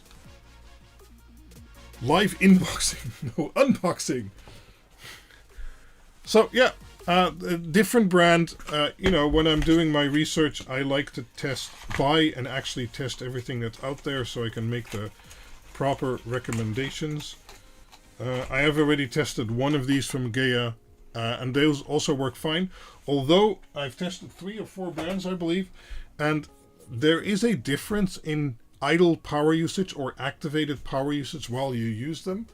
But I will do some proper testing once I release the actuator board, and then I can advise you properly which one you should buy for, you know, power consumption and stuff like that. So let's see if we can find that. Yes, here we go. So I got the DC 24 volt 2 NO to normally open 24 volt. Yeah, they supposedly switch up to 25 amps. Yeah, all good. So let me put that link in there.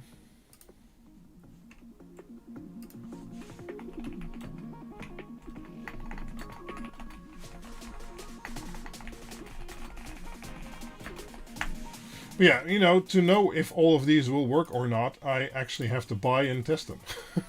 But, you know, I have to test my circuits anyway. I can design something in theory. It doesn't always mean it will work in practice. So that's why I buy all this stuff.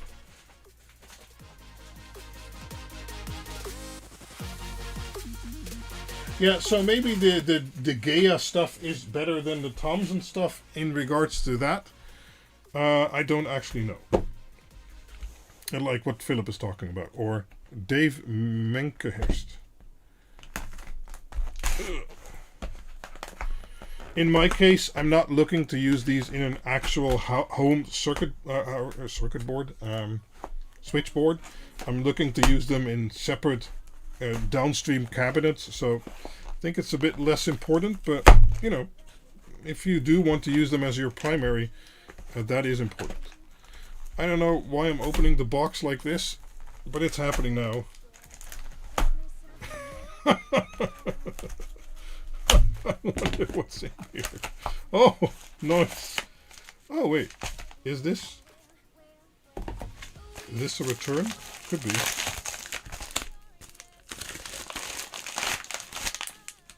Oh, no. Okay. Oh. Okay.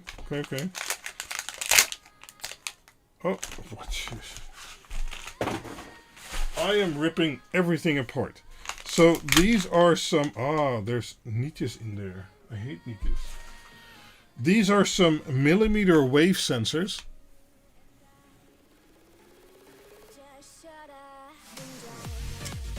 With which you can do presence detection, and there's multiple. And these are some CH32V308 CBT6 EVT-R0 microcontrollers, again with niches in there.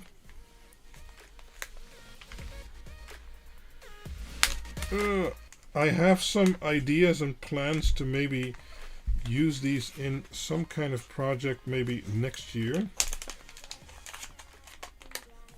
But at some point I did get excited about it and I bought a bunch of stuff. Staples, yes. Thank you, Philip. And I bought a bunch of stuff, but it will be shelved for now because there's other projects that have priority for now. But these are Chinese microcontrollers, and basically competitors of like an ESP or something like that, or an STM, with which I might want to do a project, but I've actually since somewhat reconsidered using this type of microcontroller versus another one, so who knows. But yeah, something for later on, not for right now.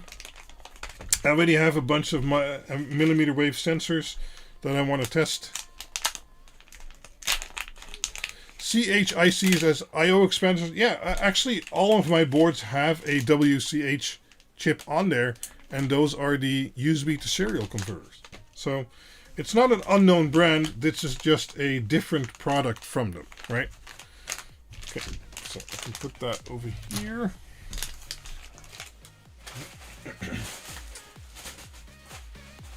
But it is a project I might want to tackle for the new house. Who knows? Okay, let's keep going. There is a suspicious box here. Oh, wait. No, stupid. I need to link this stuff. Link it. I forget. Wave, I guess, maybe? No? WCH? I'll link the microcontroller board.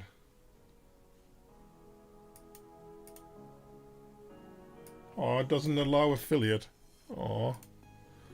So those microcontrollers, oh, they're all sold out for some reason. I don't know. But you can buy them here. Edit.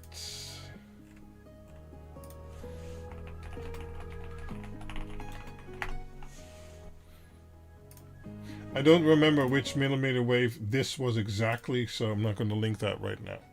Let's continue. You need an assistant. Maybe.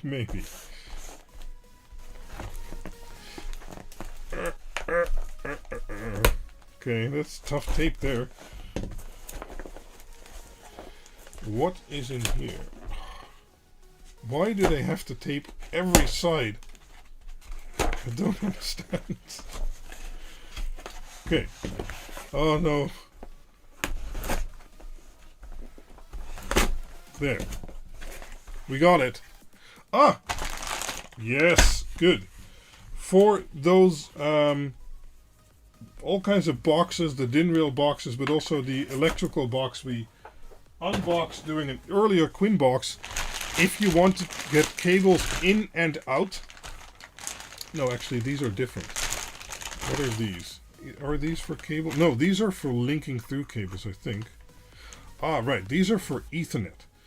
I believe you can also get these on your box. I need to know. Yeah, you can put these in your box to link. Can we actually also do this? Yes, and it comes with a cap. Okay. I have to look up how to actually mount these, but I believe you can also put these in a hole inside of your box. This part will be outside, so you can actually cap it off. There, like that. Somewhat like that. And then this will be inside of your box, and then you have a weatherproof link from the outside to the inside for an Ethernet cable. And I think I got this guy because next to mounting it in your box and using it like that, you can also add these to them.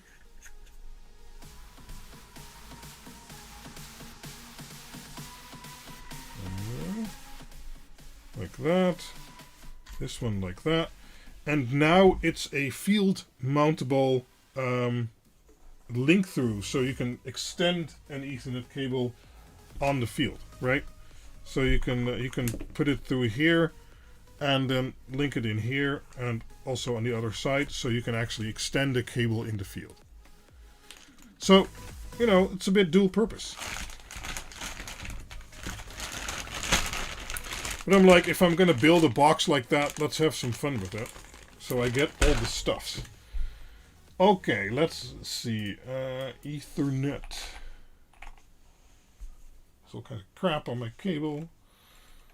I think they're these. Hold on. Yes. Which type did I get? I got F and D. Okay. So I believe they're these plugs, and I got the D. So these are just to link it in. So this is on the outside, and then this part will be on the inside. And I got the F variant, which has the dual function, so you can also have it link through like that instead of having to have a box like for D. This part would be inside of your box. IP68 RJ45 pass-through. Yes, that is a very good description. Yes. Okay, let's get a link. So I'm going to use your description. RJ45 IP68 pass-through D and F variant. So I want to use those in a box to, link the Ethernet through for Project StarCam, for instance. Because we're going to have a few external Ethernet mounts, and then it'd be good to weatherproof them. Left or right, left or right. Well, left has one giant box left, although maybe you can guess by now what's in there. So let's continue finishing left, and then it's probably time. So first we have a tiny, tiny package. Okay. Okay. I didn't find this one. I already sorted the other ones. This is an FPC cable. So if you want to make a connection including data inside of a box between two PCBs, for instance, you can use one of these connectors. You can insert them and then latch them down. And these are, just tiny cables to carry signals and power. And this is a 12 pin version, I believe. And that will be used in Project QuinHome Actuator.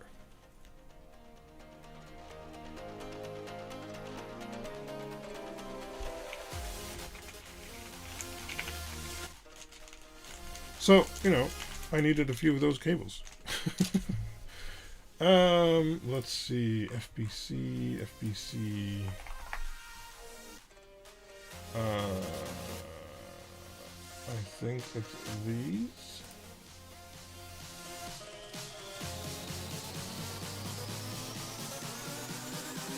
You use these in the big controllers at work. Oh yeah, sure. Probably to link some boards together, Emil. So you can select the length you need if you want them forward or reverse direction. So if they need to be like that, or one of them needs to be swapped like that, right? And the pitch, and then how many pins you need. So let me link that real quick.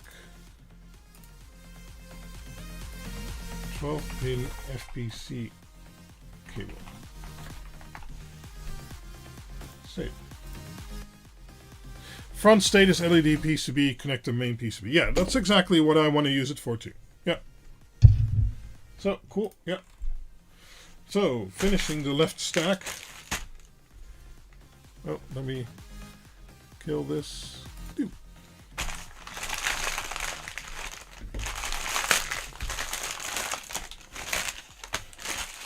Ah, yes. I wanted to test some Ethernet options that didn't have to be on board. So I got some of these Ethernet adapters which work over SPI. In the end, the software currently doesn't support that. These are the W5500 Ethernet modules. So for now, they're useless. But who knows in the future.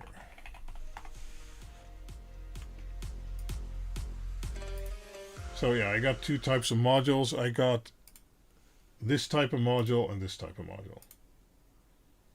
Would have been cool if you could add Ethernet to some of the controllers using an external option, but currently in WLED at least that is not going to work.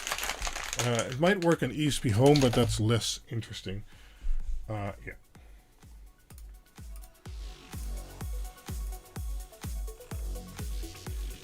W5500 Ethernet SPI adapter. Save. Yeah. Okay. Let's not stand still at that too long. Oh. I was almost afraid it was going to be a QuinBoxed without LEDs. Can you imagine? Can you imagine? Well, it didn't happen. There are LEDs. What type of LEDs are these? These are totally unnamed bags. Yes. My favorite type of LED. Not. Oh, right. I bought some really tiny SMD stuff. Finally, what we all came for. Exactly, Philip. Oh, these are very tiny. Look at that. So, I believe these are 5mm wide. And these might even be smaller. And then they are 12 volt, but single addressable, or they should be single addressable, although these might be per 2. I'm not 100% sure. They should be addressable. Let me look them up.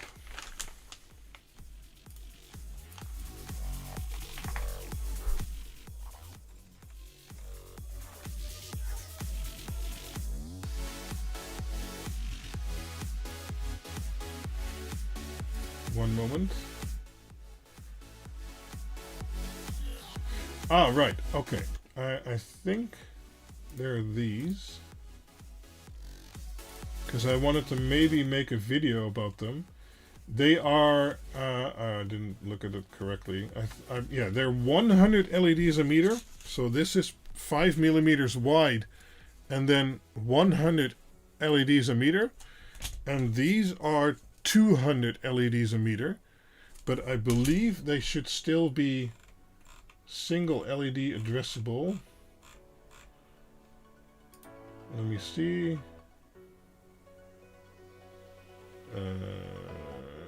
Blah blah blah blah blah blah. Improved blah. Probably a clone. Yeah, so I got the 100 LEDs a meter and the 200 LEDs a meter, and they're 5mm wide.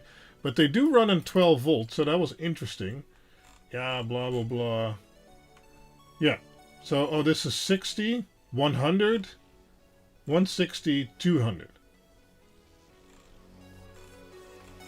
And as I said, I still believe they are individually addressable. So 200 LEDs per meter individually addressable at 12 volt. That is interesting. Yeah.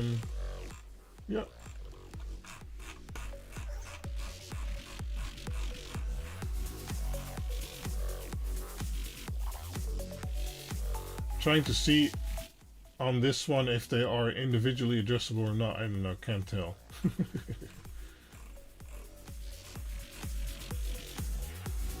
I believe so, but you know, it needs testing. Test it? Okay, maybe we'll test this at the end. I will get a secret controller out and we'll test it.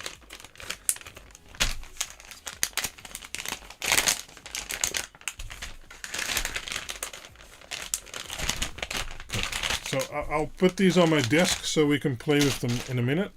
Because there's another bag here. Oh wait, no, link them. Link them. You need to link them. Copy. 12 volt, 100, 200 LEDs a meter, addressable LED strip. Save. Okay. Yeah, we'll do the big box and then... No, these are not 2815s, no. I think they're a clone Dutch maker, but I'm not sure. I also wanted to take a look at this one. I think I wanted to do a comparison because these are 5 volt, but then 240 LEDs a meter. What does it say? There, 240 chips a meter. But this is cob, right? So this is a 10mm cob, I believe. Yeah. So, yeah, those are cool too. But those we've already looked at before. I have a cob, 5-volt cob LED video already. So let me link that real quick, but it's basically the same stuff.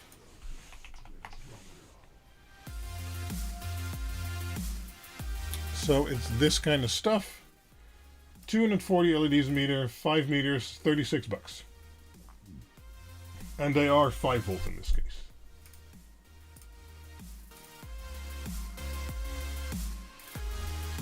Five volts, 240 LEDs, meter addressable LED strip. Save.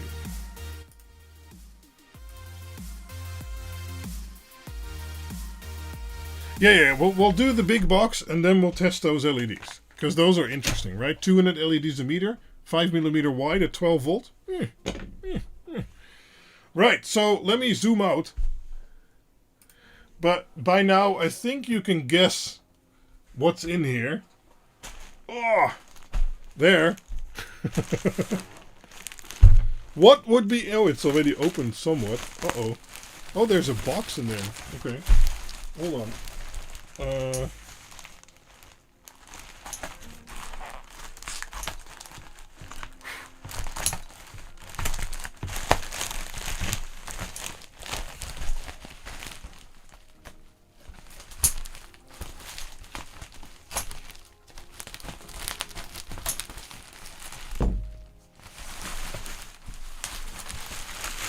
Okay, hold on, almost there.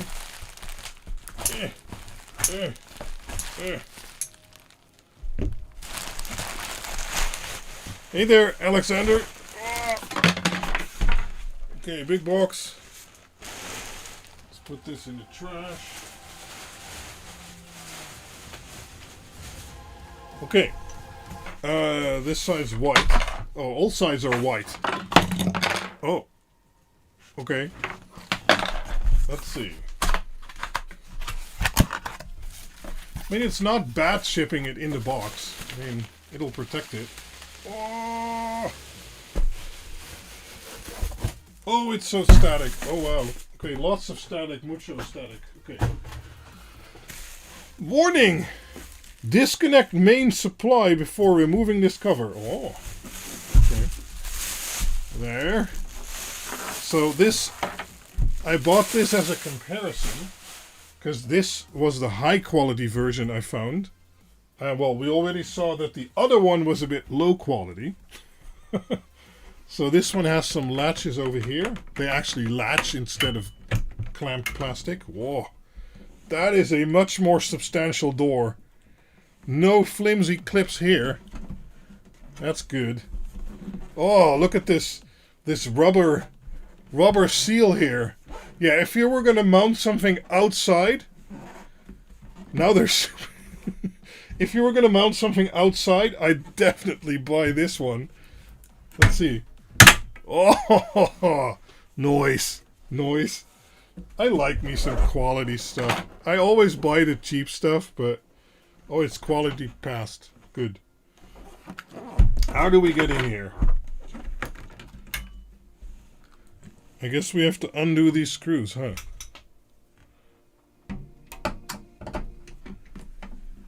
This one actually comes with the screws installed. Whoa!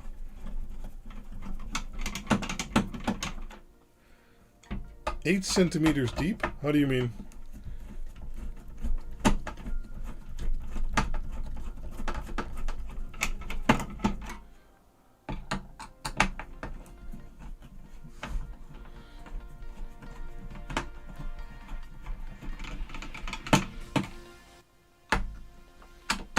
Queen China electric box.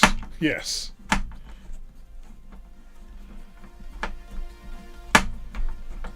Almost there. I think this one might need a bit... No. Okay. There. Oh, it's big. You can put lots of wires and stuff in here. Okay, comes with some caps and stuff.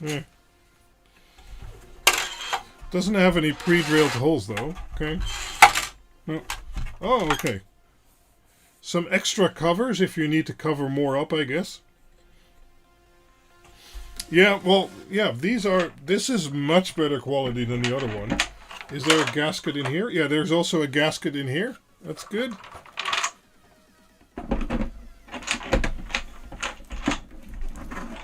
Hold on. Now, Emil, maybe you can answer a question for me. I buy these boxes, and then... Hold on, I'm trying to mount it there. And then I buy the 18 way, right? But why are these then covered off? And do we actually get additional covers with them? Right? I mean, why is this covered up? Because I want to use all the positions. Do you know why that is? I don't know why that is. So let's get some of those Dinwell things. We have the power supply here. The other way around there. Oh, maybe I need to pull this out.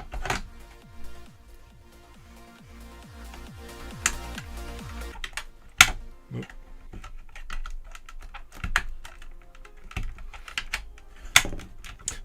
I can't get it to latch. Okay, so you can just remove the things if you want more of them. Why won't it latch?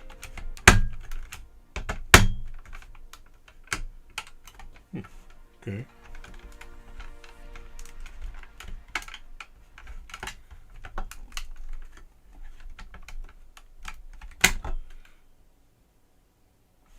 Am I doing it wrong? No. Okay, I was doing it wrong. Okay. So let's quickly get some of the other stuff for fun. You know. Ugh. We have this Gaia one.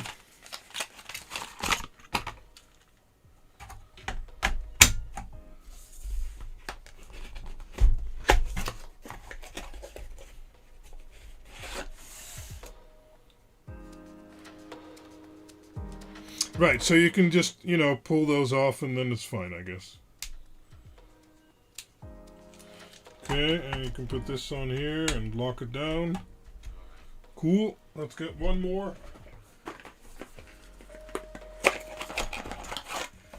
You can get this guy also. There. Okay, and then this should still fit. Theory. Oh, okay. We need to move it to the right a bit. Okay, it's not moving to the right. Do we need to move it? Yeah, we need to move it. Okay.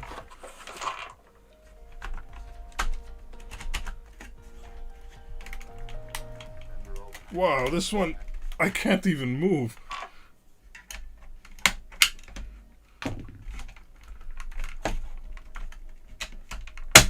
There. Okay, let's see if it now fits. Oh, it still needs to move to the right? Okay. Yeah, so I need to break those tabs out, I guess.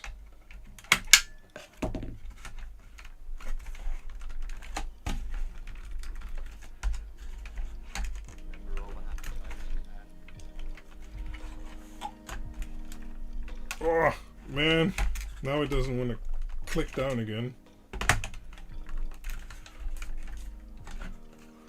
Why are you so difficult?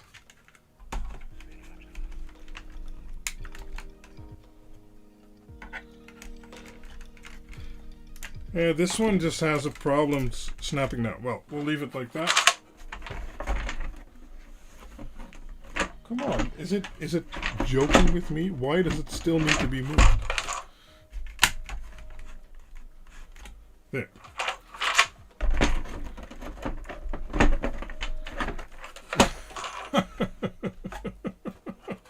Okay.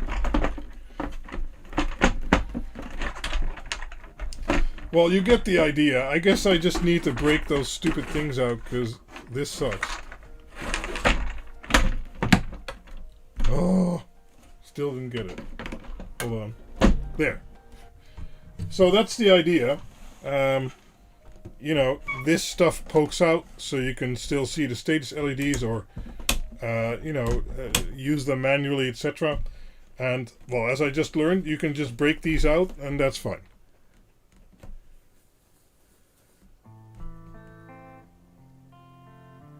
I think, well, this is much better quality than the one we had before.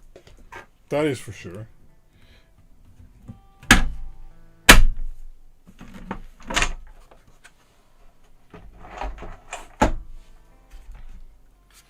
Okay. So let's test some LEDs then, huh? Okay, let's get these out. Let me close this box real quick. Yeah, this is nice. It's a bit bulky, but it is nice.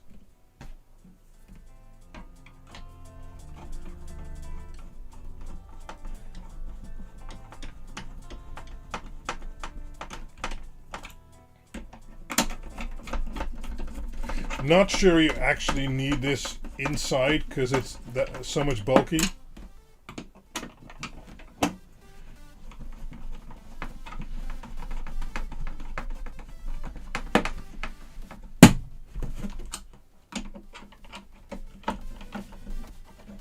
I'll get the link. One moment.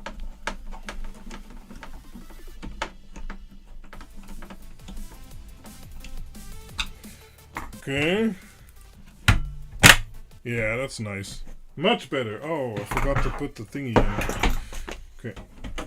The thingy is in. Oh, thanks, Philip. Yeah. We'll get to it. That is very kind, Philip, for the €5. Thank you very much.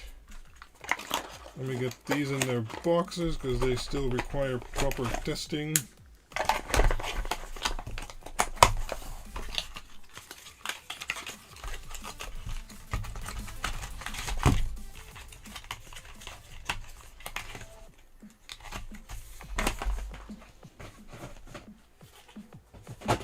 So let's get you the link. I should be able to search for 18-way. No.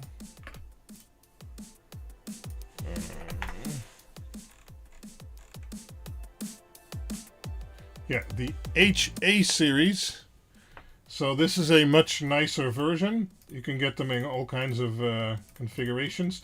This was the 18-way. It says it was 56, but I paid €46. Yeah, okay. Maybe that's, you know. Yeah, so these are a lot more expensive. Over twice as expensive. But, well, you saw the quality was a lot better. And if you're actually going to run this somewhere where it could get wet, I'd absolutely recommend getting this one versus the cheaper one. Speaking of wet, it just started raining. Better quality 18-way DIN rail cabinet.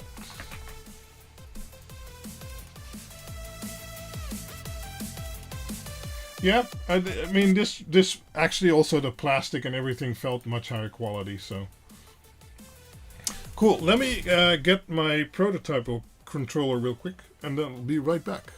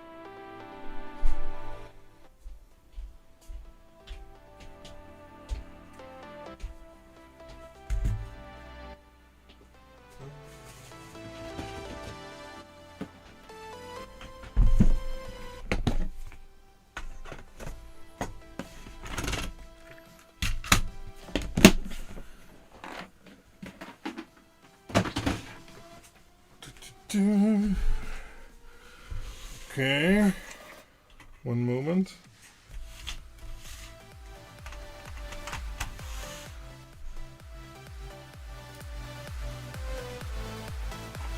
So let's first look at QuinHome Actuator, which I've already talked about a little bit. Remember a live stream we did to test those thermal actuators for underfloor heating systems? And we tested them with some Quin LED boards. Well, this is a first prototype of a controller I'd like to make for that. Now, this is all sorts of jank to basically test the concept, and I used some I2C chip here and a experimental chip here and stuff like that.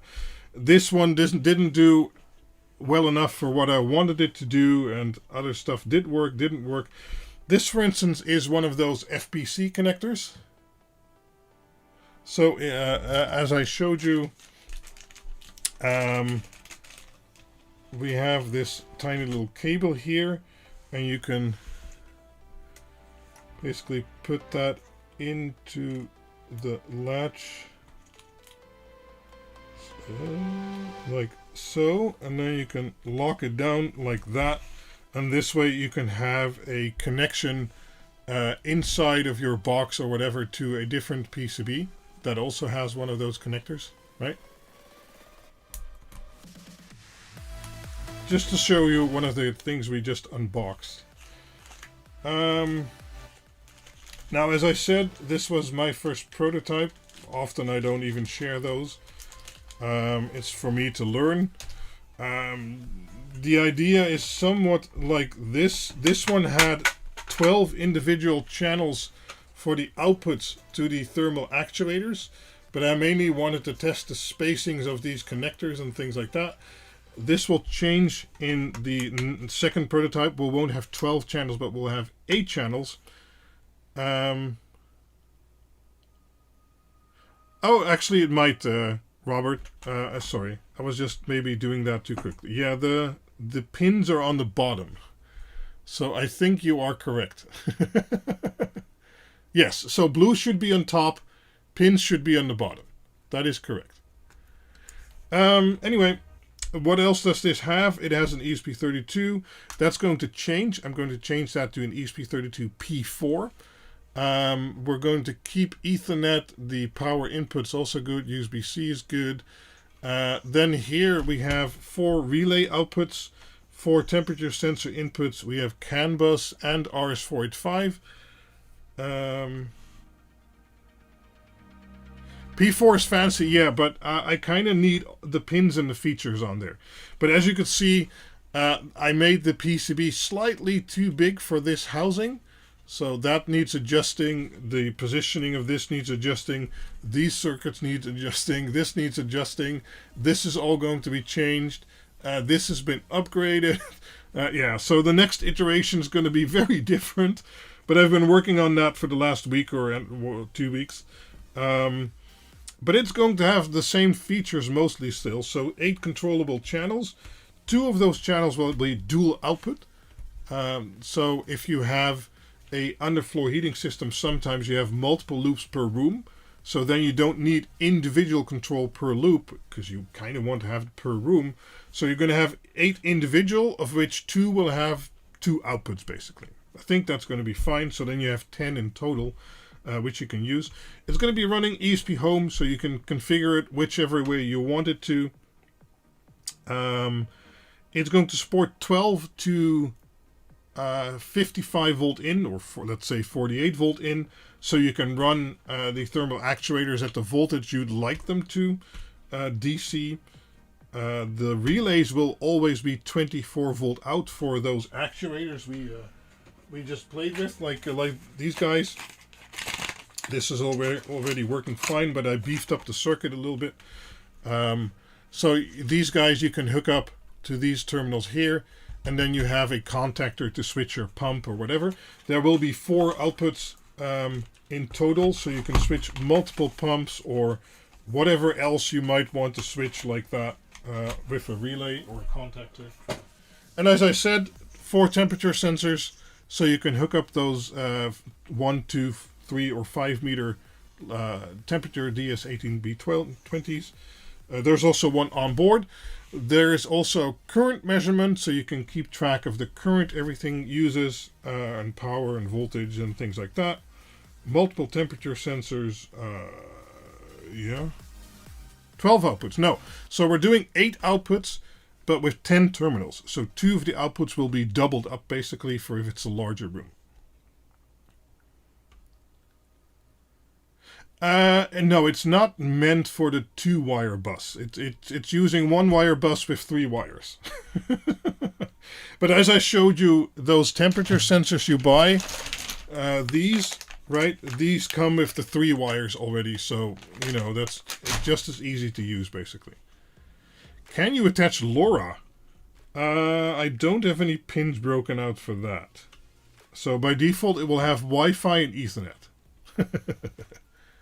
So the idea is that this is all controlled on the positive side, and that when it's off, so it's not on the negative side like most are, and it will have a fuse per output, so that if anything goes wrong, there's tape on my pinky. If anything goes wrong, you know, it's fused individually per output, so it shouldn't ever create a big problem. The board also has lots of fuses. There's a fuse here, there's a fuse here, there's a fuse here, there's a fuse here.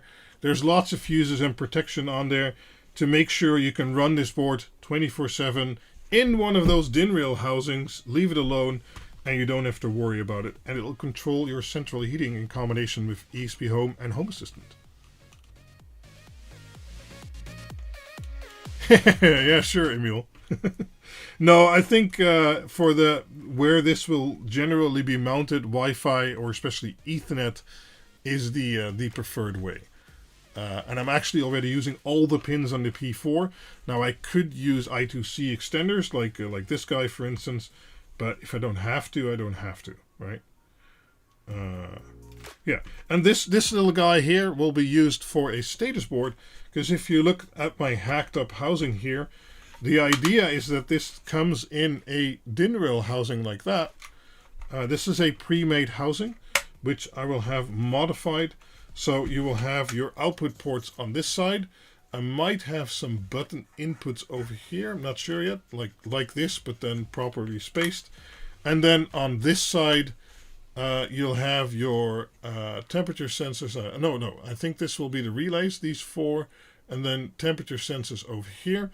And you can either use these blocks, right, so that it goes like that, or hold on.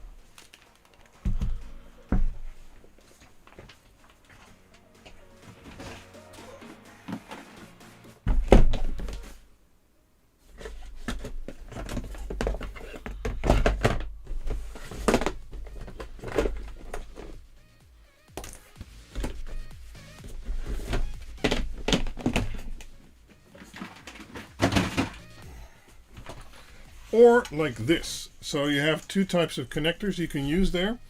I'm not sure which one I'll include yet. This is the normal one that also goes down here, right? Like that. But it also fits pretty well if you do it like that. So that's an option. Or you can use this guy. So it has the screw terminals on the top and then the openings over here to do it like that. And I'm not 100% sure yet which I'll include. They can both work. It depends a little bit on costs. But I mean, in the end, you just screw in the wires once and then you're done. So, yeah, right?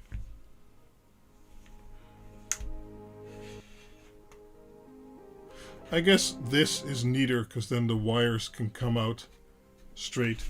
So let's remove this real quick. Because we have a nice DIN rail housing here now, and in theory, in the end, it'll fit. This will all fit in this box, which is heavily mutilated, as you can see.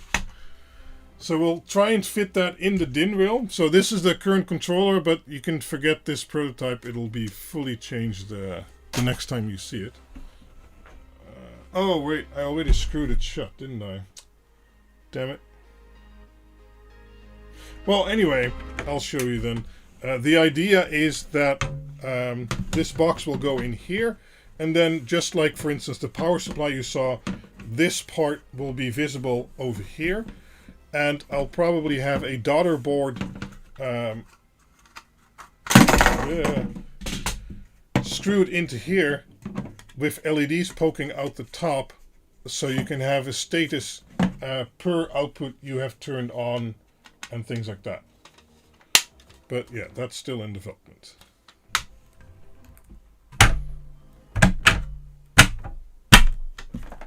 Yeah, I can use the cheap one, sure. That's true. So these you pull out, you mount it on like that, you push them in, then they're secure. It's a really nice, this is an expensive housing. This isn't going to be a cheap product, sadly. It's a good DIN rail housing. And then the idea is that, you know, it pokes through like that. Yeah, this cheap one, I don't know, man. So you can see, I might have a screen in here, maybe have some buttons to control some stuff, some LEDs over here for per output status, the status of the relays, things like that, right? And of course the name, and I don't know.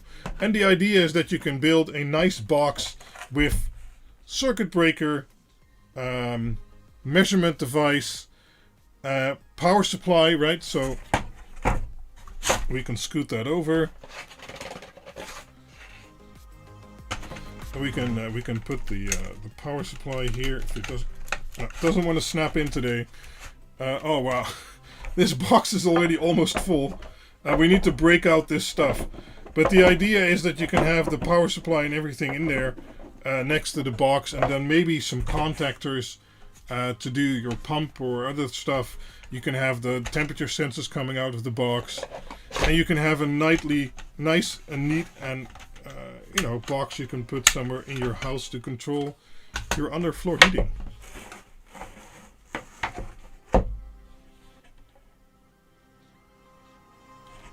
Robert, I'm not a fan of doing that. I'd rather make a daughter board and then use the LEDs directly, because what you're describing, yes, it can work. I'm not a big fan of it, and it adds a lot of cost in manufacturing also. So you need to take that into account. Because we have another prototype here. This is the current prototype for the Dig Next. It will already change somewhat when you see it next time. The Dig Next is my next generation LED controller with full true 5 volt to 48 volt support. It has 2 button inputs, large input terminal, some external GPIOs you can do all kinds of stuff with, USB-C input for programming and standby power, a dedicated relay output. I've already shown that off before. And then internally it has all kinds of upgraded features. One of the nice things I will probably sell as an optional extra is this mounting plate. So you can get this mounting plate and screw it down over here, so you can, you know, attach the controller and mount it down easily. And what it will also come with then is a DIN rail mount. Seems to be the topic of the day, isn't it? So you will be able to mount this also as a DIN rail controller. It won't nicely poke out of the window in there, but it will properly mount on a DIN rail if you wanted to use it in a control box, right? So that's the idea. But for now, we're going to use this to test those LEDs.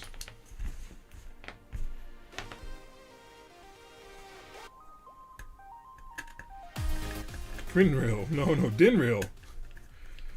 2025, a DIN year, yes. The year of the DIN.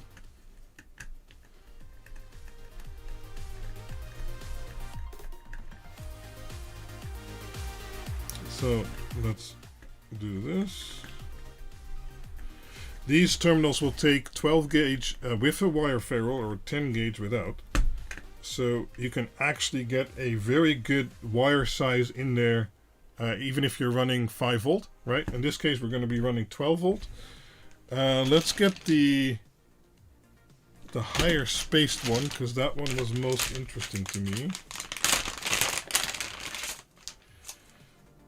What is the input? This is the input. Okay. I don't feel like unwrapping everything, so then I can use this.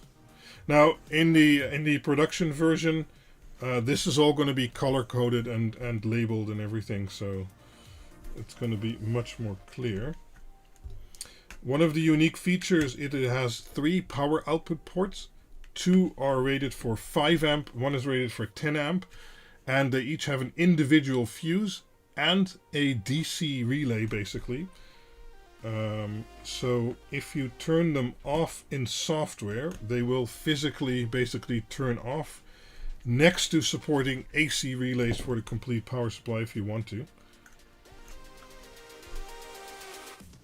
No, this is a prototype case. And the final case will have nice silkscreen on there, and as I said, color-coded terminals, etc. So don't look at that. Okay, let's unwind this a little bit there, and then hook this up.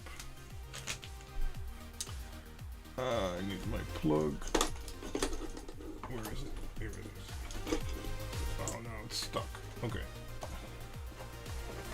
There. Power supply on. Well, no. Okay, not everything yet. Oh, I need to see what IP it gets. Hold on. Okay, let's set it to 12 volts. 5 amps should be okay. Power. Ah, okay, yeah, I played around with this prototype, so one of the light pipes here is missing. Let's see, it got... Okay.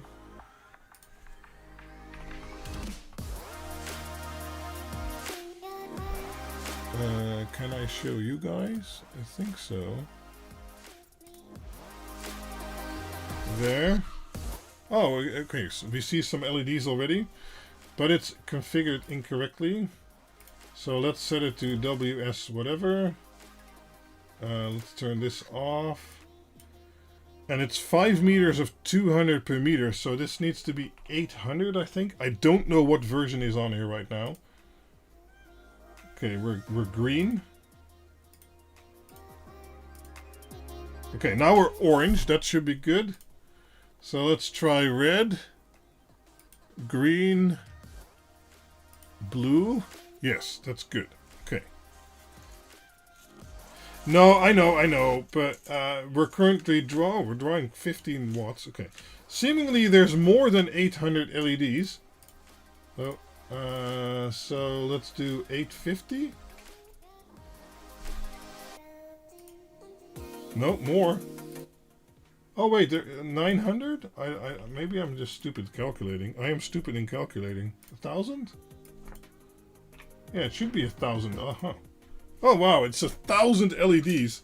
So that also means, yeah, this is getting warm, so we can't do that too long. That also means these are actually individually adjustable.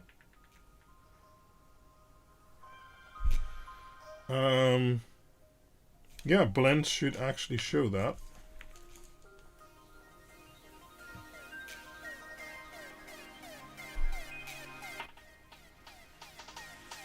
Yeah, I believe these are individually addressable. Let me do, for instance, this. Yeah, easily. Yeah. Okay, now the camera doesn't know where to focus. It's not too bad with these LEDs, I guess. Yeah, cool. Aurora. Shouldn't use too much power. Let me try and focus it.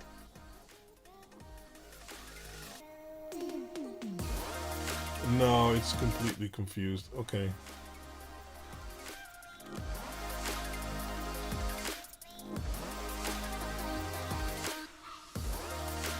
Yeah, confused. Okay, never mind. Let's do chase. No, chase 2. Yeah, okay, that's good. Now we can see the individually addressableness. Okay, so these are 12 volt individually addressable. I guess, I don't know, Dutch Maker, you can only cut them per 2, but they are individually addressable. So that's pretty good. Yeah, the new focus is still failing for doing this. Okay. Maybe I need to get these out of the screen. No, okay, it doesn't understand. Yeah, no, focusing on LEDs is always a problem. Okay, yeah, this does get very hot. Let me turn them down. Oh, okay. We get 4 watts doing this. Let's set it to solid red. 3.7. 3.7. 3.7. Okay, let's go full power just real quick. 35. 35. 35. Okay. Yeah, let's not do that too long. Okay, interesting. Interesting new LEDs. Full white. I'll do full white for just a second. Let's set it to white. But it has a single injection, so I mean it's never going to be a lot. I don't think it's actually going to be more than we just saw. 35. Yeah, 35 watts full white or any other color. But that's just because it's limited with injections, right? If I'd hook up the other end, it would probably be double. So yeah. But these are pretty nice. If you don't need the brightness, and you know, you want individually addressable, but you don't like the cob look for some reason, these are pretty interesting actually. Trying not to short them out.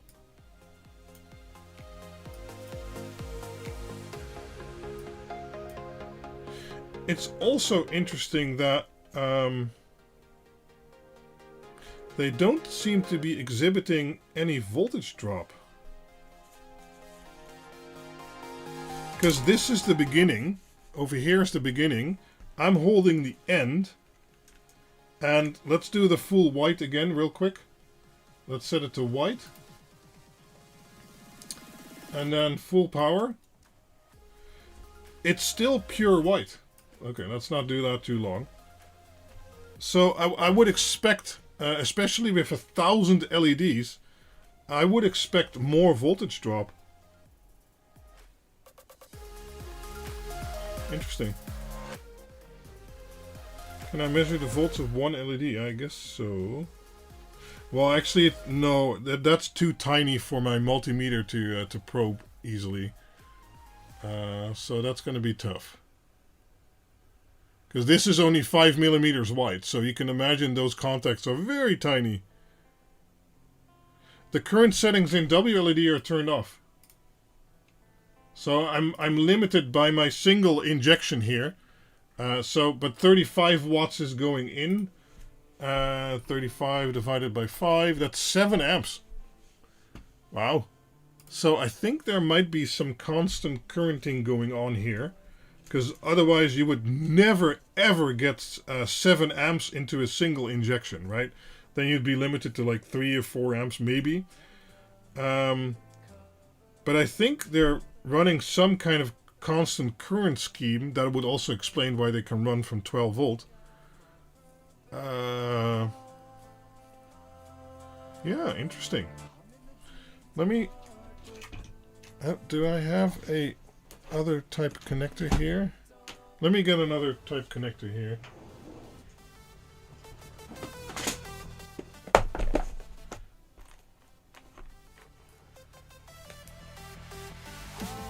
Yeah, this will do.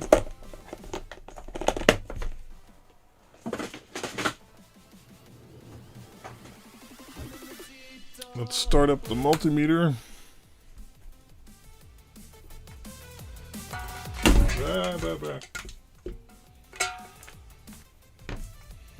Just threw my cans over the desk. It's okay. Yeah, that's what I'm gonna do, Alexander. I think we're gonna see a lot of voltage drop, but it's actually not dropping. So let me put this in a Wago real quick so I don't short it out.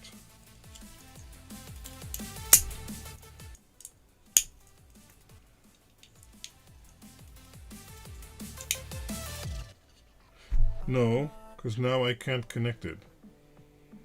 Stupid. Oh no, we wanted to measure the voltage, right. Okay. So my prongs go in here. Yeah. One moment.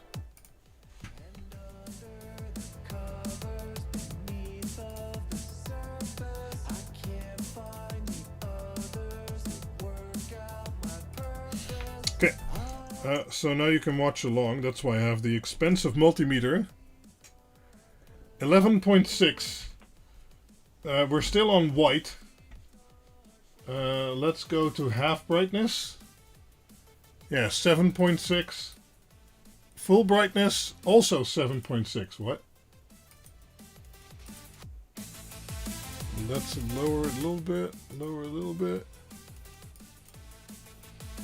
Yeah, it has to be doing some constant current magic there, because otherwise you would see massive voltage drop.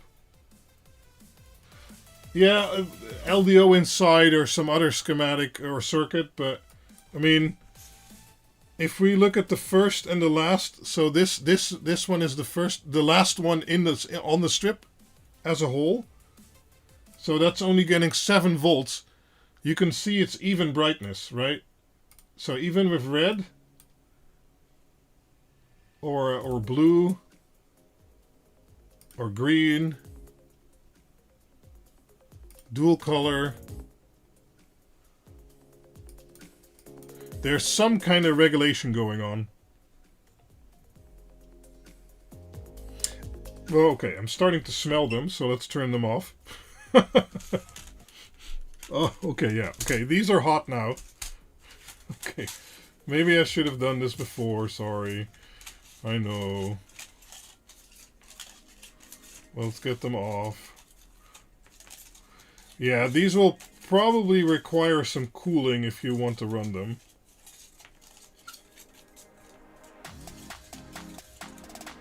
I wonder if you can get them on a 10mm version too. Because that would be awesome.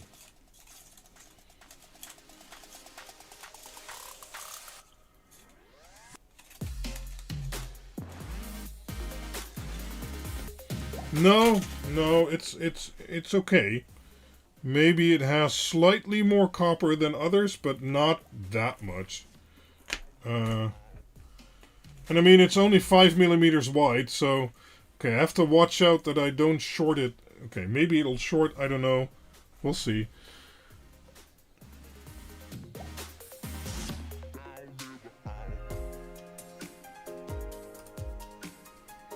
Oh wait, power.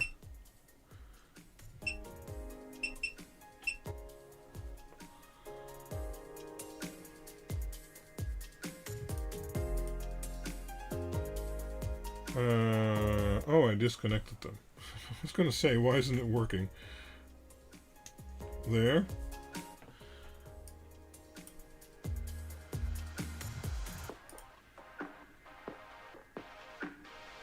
Yeah, so let's compare it under the camera real quick. This is the start, and this is the end. Yeah, I can tell you, normally with, you know, LED strip, you will see a clear difference.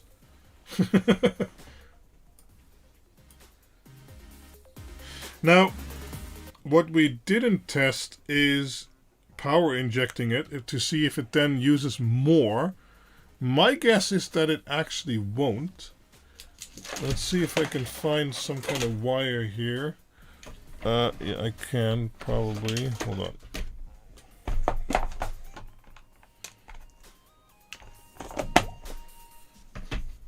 Yeah, that's what we're going to do now. So I'm going to turn off the power in WLED, which will actually turn off the LED. These will fade out slower because there's nothing connected to that circuit. So now actually the power is physically, or well, with a relay, with a MOSFET disconnected. So we can safely work on the LEDs with the power actually being cut off. Oh wait, I should use this one.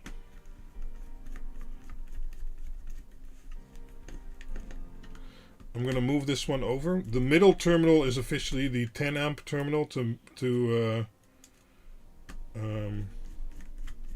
middle inject, but you know, it's okay. But so let's do this over here. And do this over here.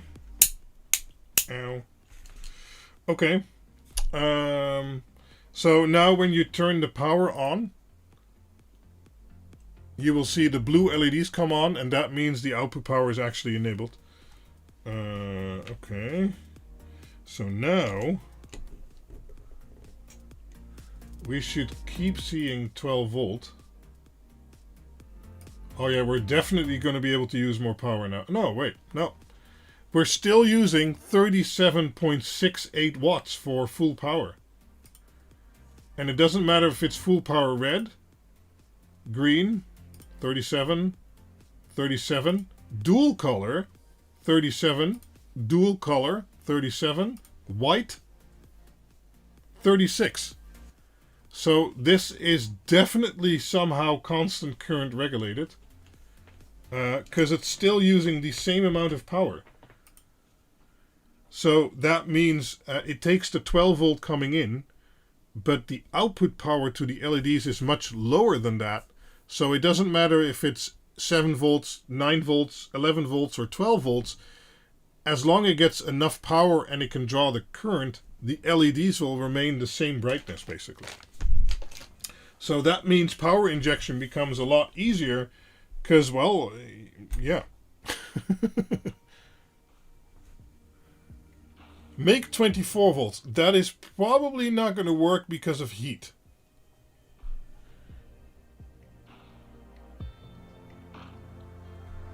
No, Philip. WS2815 works different. Yeah, no, I guess W2815 works somewhat similar. But WS2815 will still show voltage drop. So the LEDs are directly linked to the output volt or the input voltage, basically. And here, the LEDs are not directly linked to the input voltage because the input voltage can fluctuate, but the output stays the same level, right? And with WS815, if you don't power inject, you will see drop off. These are very small. Let me link it real quick. Oh wait, I already linked them. Let me look them up.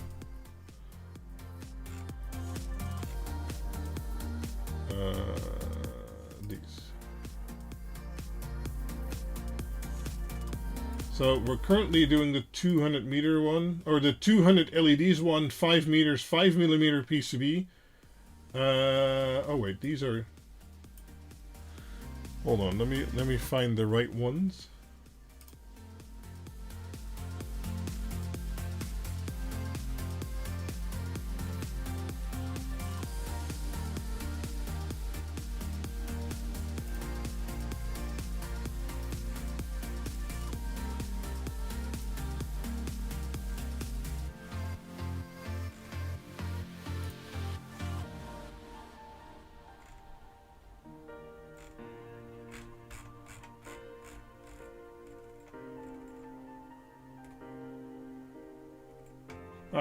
Okay, these I should have, I think.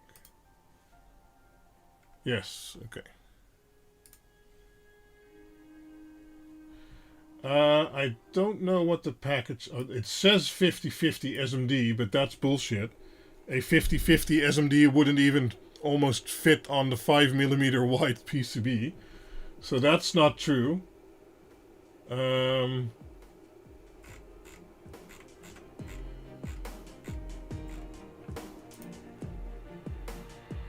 blah, blah, blah, blah, blah.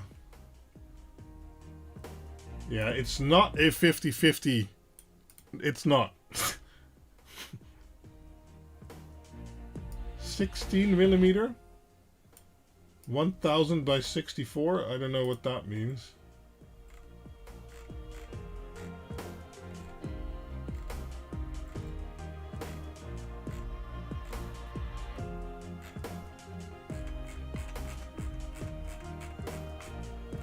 I'm not fully sure. Yeah, they could be GS. It's probably some clone chip for sure. For the people in chat, here is a link to these. Buy 35 pieces, get 1% off. Wow. Okay.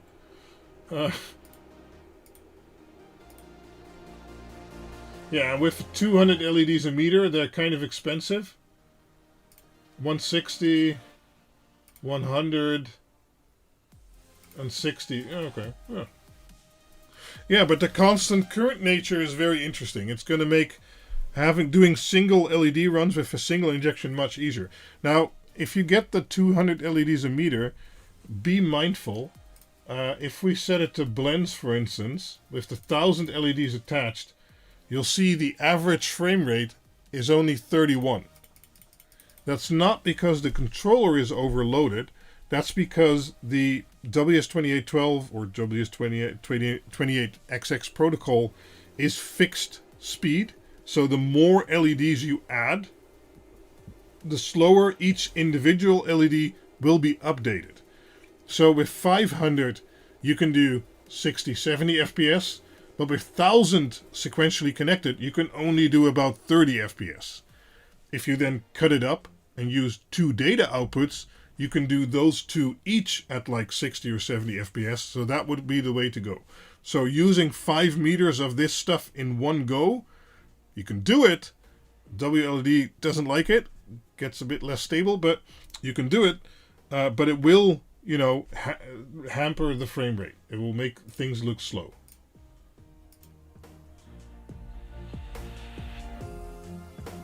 So that is something to take into account, right?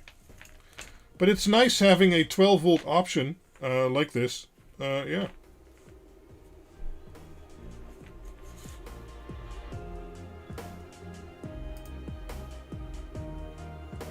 Let's turn it up a little bit or turn my camera down.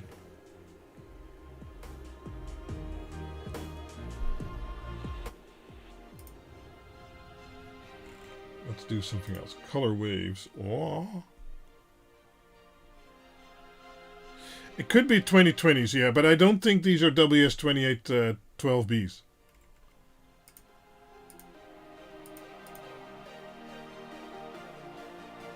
I mean, with 200 LEDs a meter, the effects look really cool. But I can also tell you, these are not very bright. They absolutely have their purpose, but they are not to light up your room.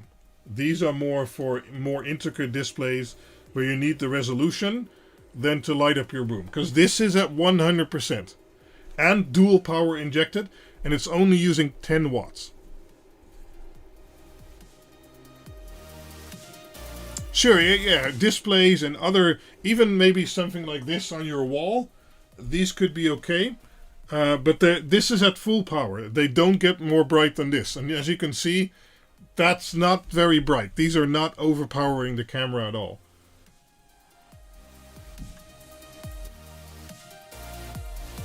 Later, Stefan. They do run, well, they don't run too hot right now. But earlier they were pretty hot. But it's kind of the same deal as WS2815. Those also run very hot. Think I need an exorcist right now. Oh, hear your voice, but you are not around. Oh, visions of your face. Lowest voltage I can run? I don't know what that means.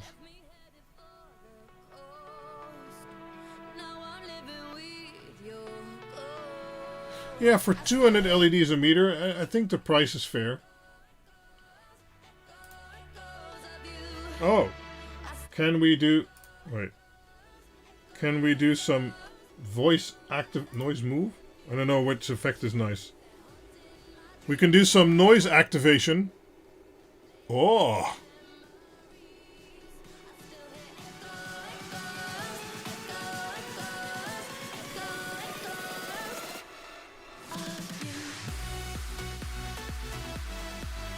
Yeah, but those won't have 200 addressable LEDs a meter there, Emil Bart.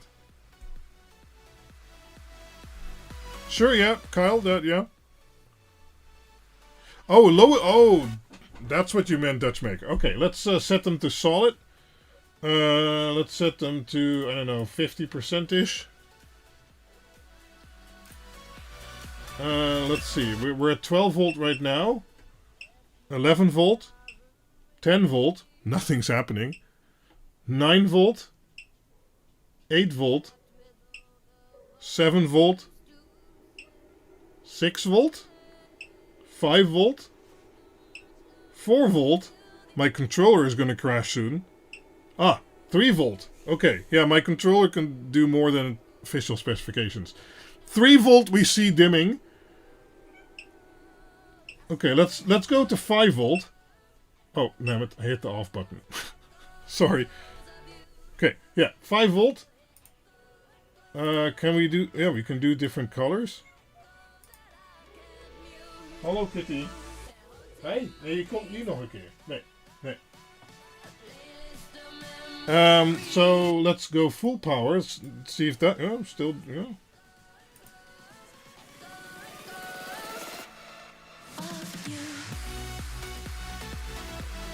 It's only drawing 15 watts now. So what happens if I up the voltage? Okay, we're at 100% green now. Okay, let's up the voltage. 6 volts, 7 volts, 8 volts, 9 volts, 10 volts, 11 volts, 12 volts. What? Zero change. What? Okay, let's go back. 12 volts, 11 volts, 10 volts, 8 volts, 7 volts, 6 volts, 5 volts.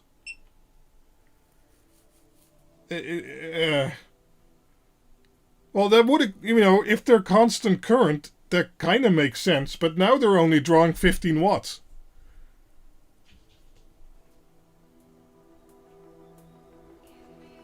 Let's increase, no, more than 12. No, then I have to finish my testing first.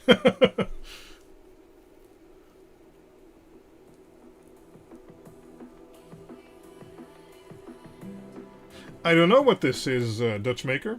This is some kind of constant current chip, because otherwise that doesn't work.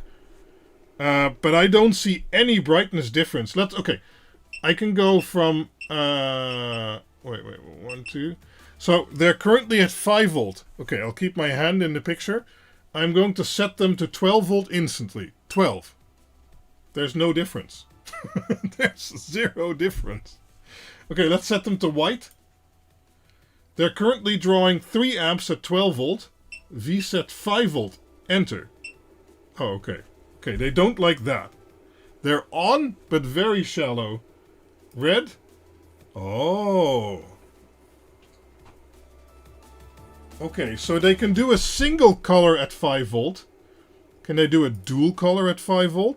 They don't like that. They're flickering a bit. It's not showing up on camera.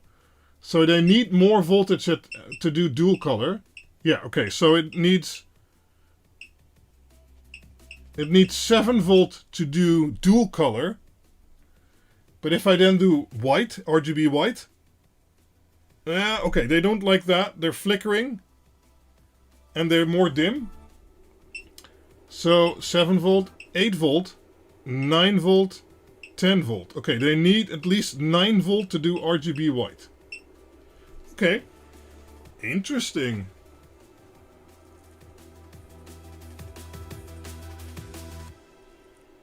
Let's not do that too long. Yeah, so if you just run, let's say, blends,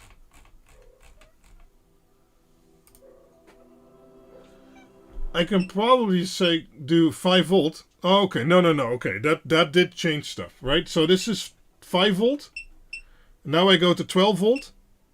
Yeah, some colors come out more between different voltages. So this is 5. This is 12. Okay, yeah. Kitty, nee. Nee. Kom. Oh. Yeah, exactly, Dutchmaker.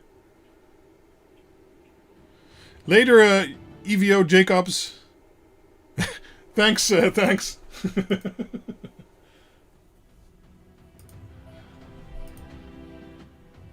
Yeah, but probably doing this pattern, 5 volt, almost no difference. Kitty wants to play with the LEDs, yeah, probably. So let's leave him color looping and go to 5 volt. Oh wow, look at that. This is at 5 volt doing a color loop at 100%. And now we go to 12 volt. See how much smoother that is? So they do really need the 12 volt. If you're doing a pattern, it doesn't work. If you did solid, it seemed to work okay, but if you're doing a pattern, they do need 12 volt. But then they're pretty nice.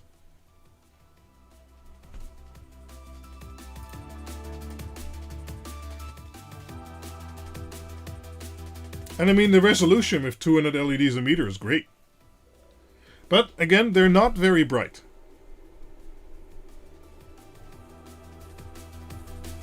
Seven volt with color loop, okay. So this is 12, 7. There is a bit of a difference, I think. So this is 7, let's go 12. Yeah, it's more distinct. It has more steps at 12 volt, it seems.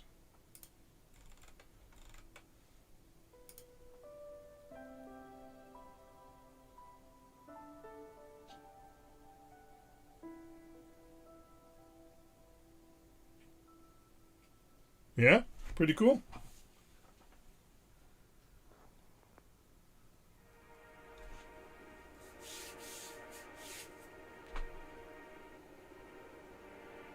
But yeah, 1,000 LEDs, yeah. Yeah, sure, Robert. I think so too. But again, this is at 100%, and my camera is on my normal settings, right? So this isn't very bright at all. But sometimes you don't need the brightness, right? You want resolution and less power usage, so yeah.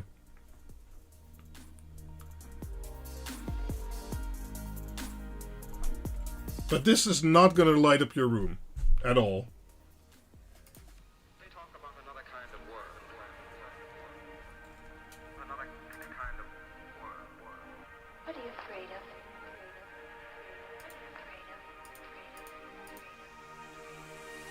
I'm lost in old ways. I'm not afraid. Well, there goes nothing. Okay, well, interesting.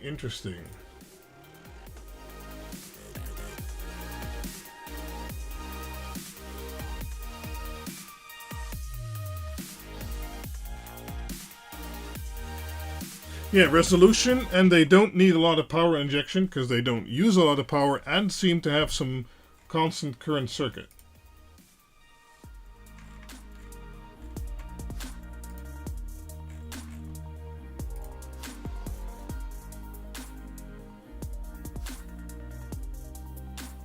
I might do a video on these. Have to get a few meters for a friend. Yes. I mean, it's nice that it's 12 volt addressable, so, and disease, yeah.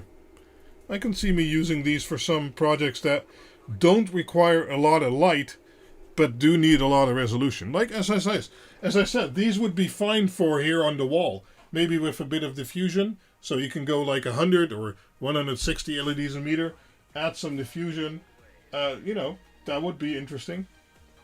Because these are generally too bright for on the video camera, for instance. Yes, well, we're back with a vengeance. I don't know, I just couldn't manage the last few weeks, and I can't promise I'll make something or have a live stream every week, but I'll try, you know, have to get back at it. And there's a problem. Well, it's not really a problem. This box this box is nowhere near empty. There is still a lot more packages. But it's been 3 hours now, so we're going to round that off. News about the house. No, I haven't worked on the house for a while, and then it was Bouwvak here in the Netherlands, so there was a yearly building vacation thing. So that's all starting up now, so we'll also start up again with the house and, you know, get that done. Next live stream tomorrow. No problem, Dave. It was fun. You know, I was talking to a friend today, and I said, I haven't streamed in a while because I just also wasn't feeling well or didn't feel like it. And today was like, nice, gonna do a live stream. So yeah, that was good. And QuinBoxed Live actually worked okay, I think. It's been emotional. Whoa, that's a bit much there, Kyle. 24-hour QuinBoxed stream next time. No, I think 3 hours is, you know.